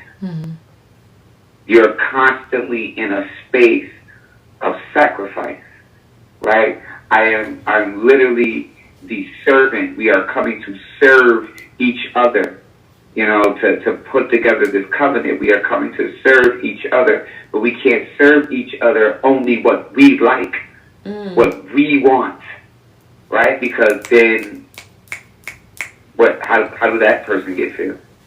You know what I'm saying? There is a lack of understanding that all successful relationships are built on sacrifice, trust, respect, you know what I'm saying, understanding, communication. Like, these things are necessary in order for you to have a successful relationship with anybody, even yourself. So you have to recognize that there is a sacrifice that sometimes needs to be made. And it may be things that you don't like or you don't want to do. I'm not telling you to smoke crack because they telling you to smoke crack. You know what I'm saying? I'm telling you Winnie and Bobby that there are things in your life that you may love, that you may have to let go if you want to cultivate the love between you and somebody else. And this is where knowing yourself, Ellen hit it on your head, knowing yourself matters, because there are things that you're willing to let go for the right person. I'm not telling you to sacrifice everything about who you are, but you know what I'm saying? A lot of times we fight for things that haven't brought any greatness to our lives over something that you've been looking for your whole time. And sometimes these things look like people. We have people in our lives that we probably should have exited a long time ago. And a lot of those people, they keep you in the same spot. They want you to be single. They want you to live in solitude, right? Without the understanding of what those things are, because those people are living the same way and they need somebody to be in that spot with them. Yeah. So they're like, yo, what this guy wants you to do? What? Get the fuck out of here. We ain't doing none of that shit for no man. That's why she ain't got no man. Yo, what? This girl wants you to stop chilling with the boys every day at 3 o'clock. The fuck out of here. Yo, bro, you coming out with us. You is coming out with us. Yo, those us's, those guys, they fucking single. They can do whatever they want. We got to stop taking relationship advice from all of these people who you have watched destroy every relationship in their lives, who have helped you destroy the relationships that you've had in the past. Sometimes right? In order to truly get that clean slate, you know, like you gotta go into this relationship without what happened in the past. Yeah. Not all your walls down or whatever, but without what happened in the past, because that person is not the person you're trying to be with today. Right? And sometimes you're gonna look at these sacrifices and say, "Oh, I don't want to do this," but really ask yourself, is this thing worth not having a person that will be there for you in the way that you always wanted somebody to be there for? You know what I'm saying? Balance. You gotta put those things on a scale and see what really matters. You know what I'm saying? A lot of our things and our takes on love and what it takes to be is love. Like, yo, bro, it don't got no heart behind it. Yeah. A lot of it, I feel like, yo, people are more worried about what other people think about what they about to do than actually getting what they want for themselves. You know what I'm saying? So, like, yo, you got to watch out for those things, to watch out for those people, those places, and those things, those sacrifices that you need to make, all of that shit. Because if you ain't paying attention, if you ain't on your thing, you ain't never going to get to the place that you're trying to go. You know, and I know I just gave y'all a lot to wrap up. I'm sorry about all that. Yeah. But, you know, I want to make sure that we are playing our own devil's advocate. We got to make sure that we are saying the things that are realist as possible to us and each other, because, you know, I want y'all to have these loves that we talking about. I want y'all to understand what these feelings and these things that we have talked about over the last couple of conversations. But you definitely gotta do the work. It always starts with you. You gotta do the work, and you gotta recognize some of the things that you have ignored. And the number one way to get to that is awareness. So stay aware of yourself and others. And you know, like LM, and just remember, greatness is a team sport, people. Look to the left of you, look to the right of you, look up, look down. We have defined our tribe. Make sure we do that research. And until next time, Sapphy, you are, you know, mwah. You know what I'm saying? I wish Twan was here, but I'm going to steal her line. Chef Kiss, you know what I'm saying? Mwah. Yo, the last 3 topics have been just so easy to talk about. And I just thank you for giving, you know, to your community like this, right? Like, we could give them entertainment, we could all the time, but giving them real shit to talk about and helping them travel these emotions along solid ground, just always a great job. All right, y'all, let's do it. Back to you, Sapphy. I appreciate that, man, so much. I will say you have spanked me twice.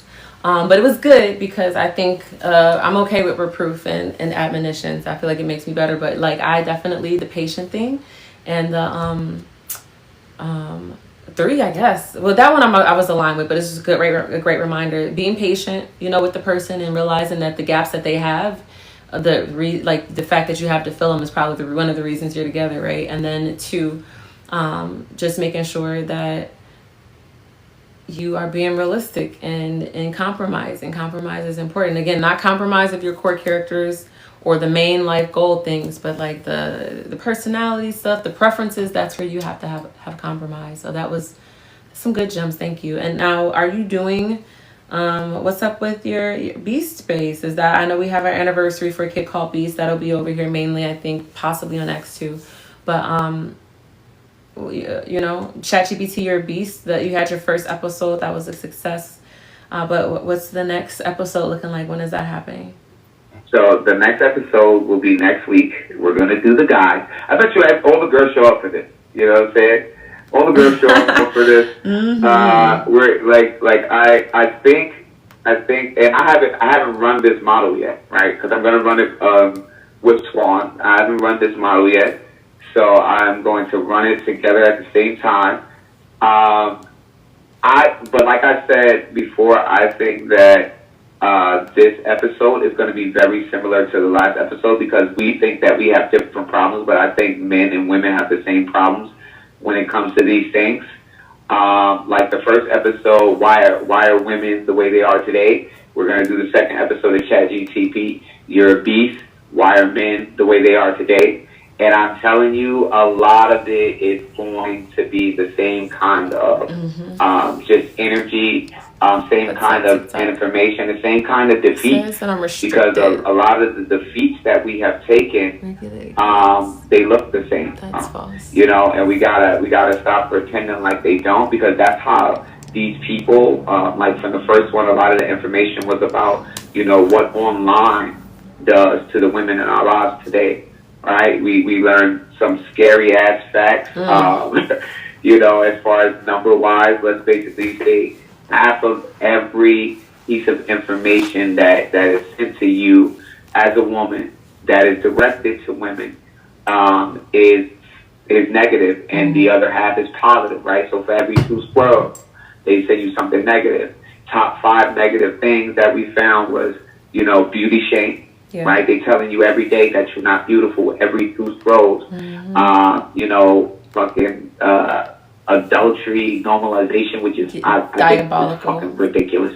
But like, you know, they're telling you, yo, don't be with this person. Like this, you know, you should be able to do whatever you want. Our girl summer, basically, you know what I'm saying? Like every 2 scrolls.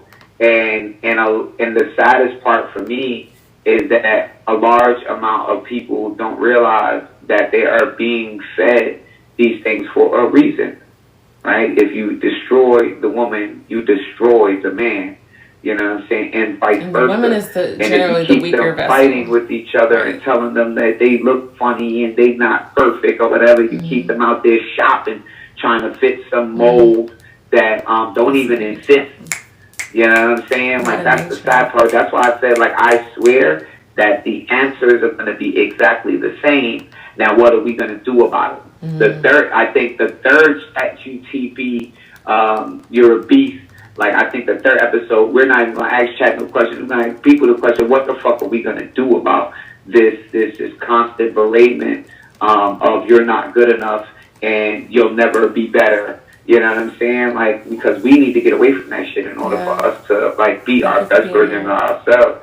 That's why I don't take no motherfucking body advice and all this other shit from these things, because I don't know what's real and what's not. You know, so like when I get my advice, I get it from the people that I love, because I know that it is coming from a place that it needs to come from. So that'll be next week. I don't have the date down yet.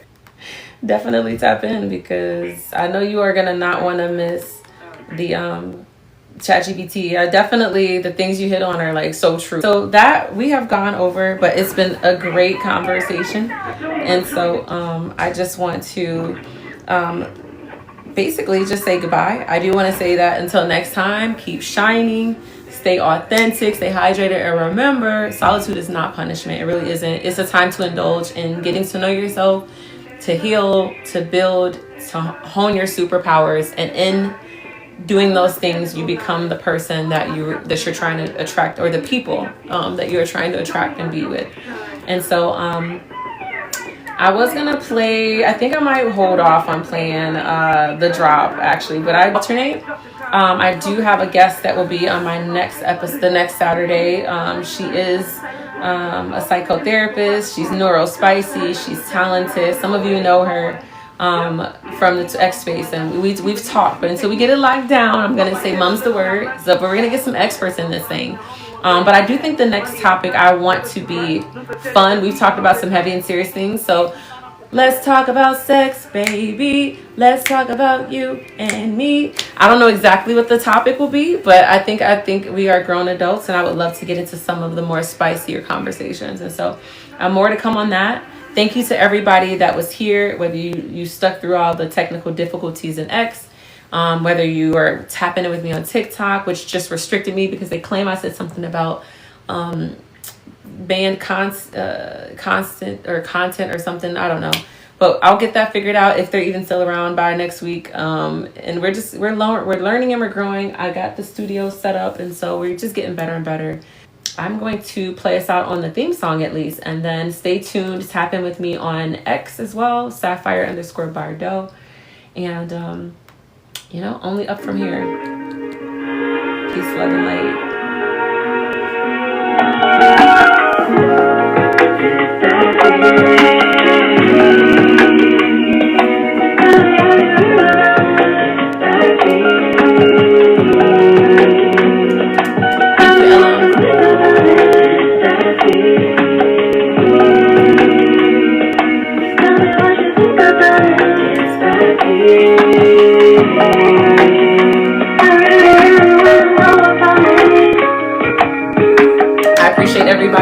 pulled up.